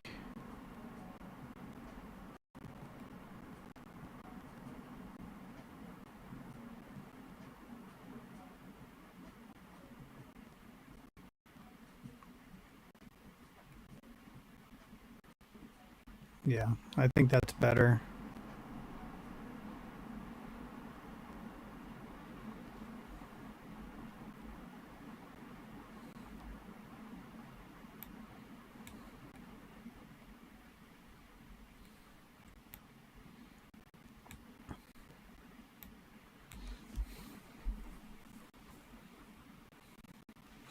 So I was thinking what I might try for like some of the volume effects that I have that just aren't possible because you don't have the atmospheric volume. So I was thinking what I might try with that. Let me make sure that render is off. Yeah. So I was thinking what I might try with that is just making like some planes. Just make like a real big plane.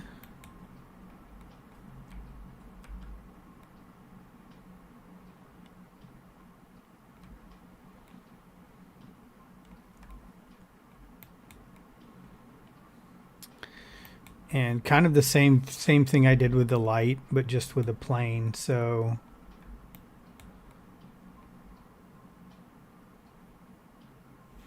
what I would do is assign a toon shader.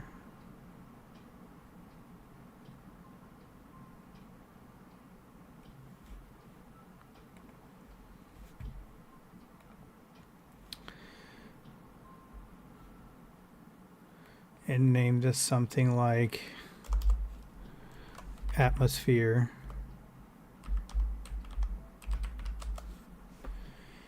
And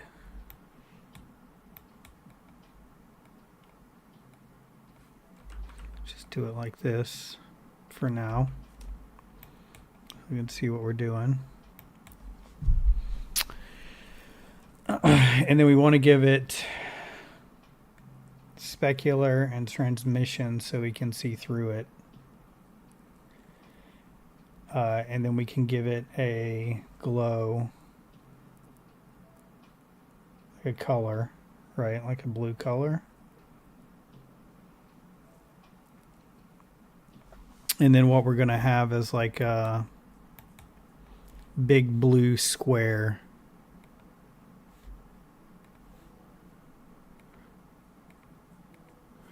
When I render this.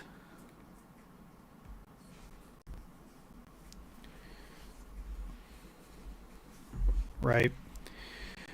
But what I was thinking is for the color here, I could add a ramp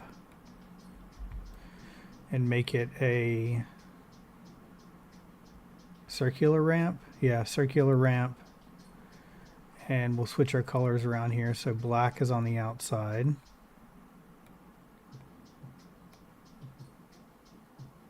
You probably see what I'm going for here. And then we can change this to our bluish color.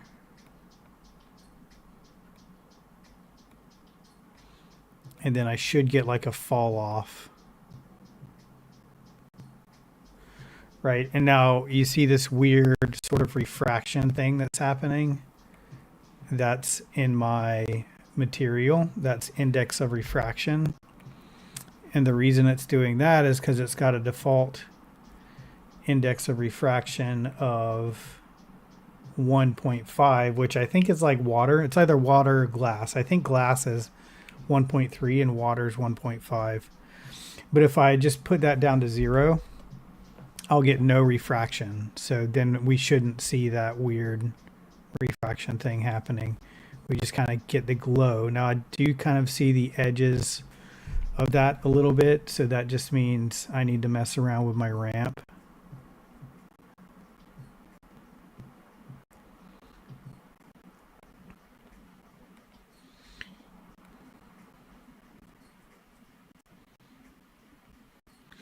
Right, so I think what I can do once I have this kind of tweaked right is get like this glowy effect, this glowy atmosphere. I have that floating leaf back there. I'm just going to delete them. But then I think what I can do is just make this like really big and put it like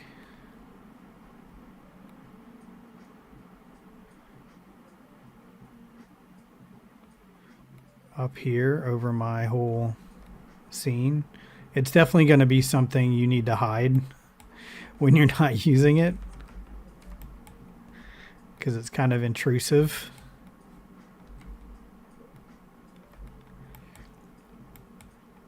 But I think that will give me like a cool atmospheric glowy effect over everything.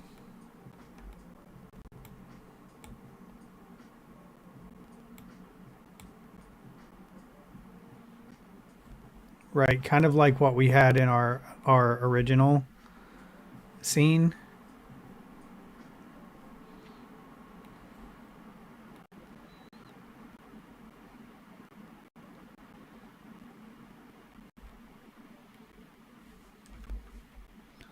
Right, so I may just try to experiment with that a bit more to get that atmospheric glowy look to it.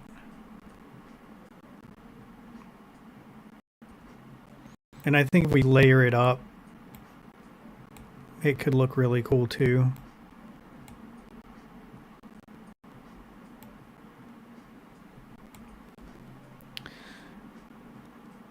So let's do this. Before I call it a night, let's take a really nice render of this. So let's crank up our resolution here. Let's do a square. Let's do a 4K square render. And we'll stick to -1 for our samples. And let's see what this looks like.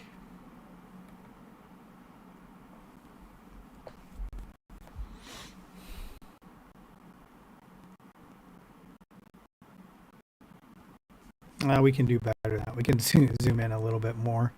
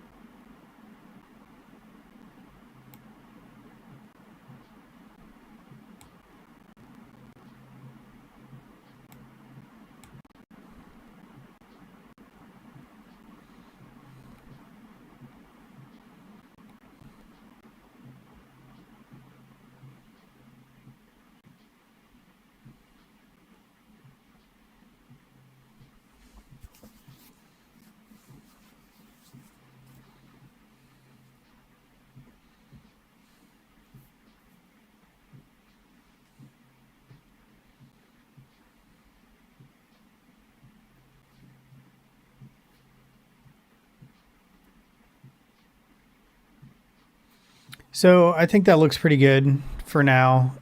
Again, I'm not sure if I'm going to keep working on this for the live stream or just kind of do something new. Let me know what you guys think. If you'd like to see me just do something new from scratch. I definitely want to keep live streaming. I just don't know if I want to deal with the rendering times and stuff during the live stream with this, because it's a pretty intensive render. I'm definitely going to continue working on it, finish the rest of the foliage and maybe do some cool glowy light effects and stuff like that.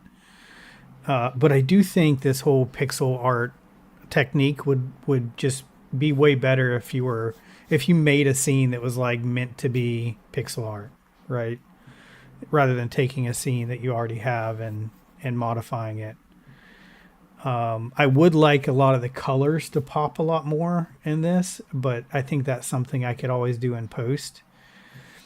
And the goal of this really though is to have something you could render an animation of, right? Maybe even have the water like undulating. But I think that's the real goal of this, is to kind of do some cool renders of pixel art. So anyway, hope you guys enjoyed the stream tonight. I don't know if Saturdays will be the day I stream. It's just for the past couple weeks it's been the night where I'm not doing anything. So yeah, let me know what you guys think. Let me know if you guys would like me to do something else, or you'd want to see me continue working on this. I think I'm about ready to start a new project. So that's where my mind's at. I'm not sure what that project is yet, but I think I'm about ready to start something new. And yeah, let me know what you guys think. Have a good night. Have a great weekend, rest of your weekend. And hopefully I'll see you again next week.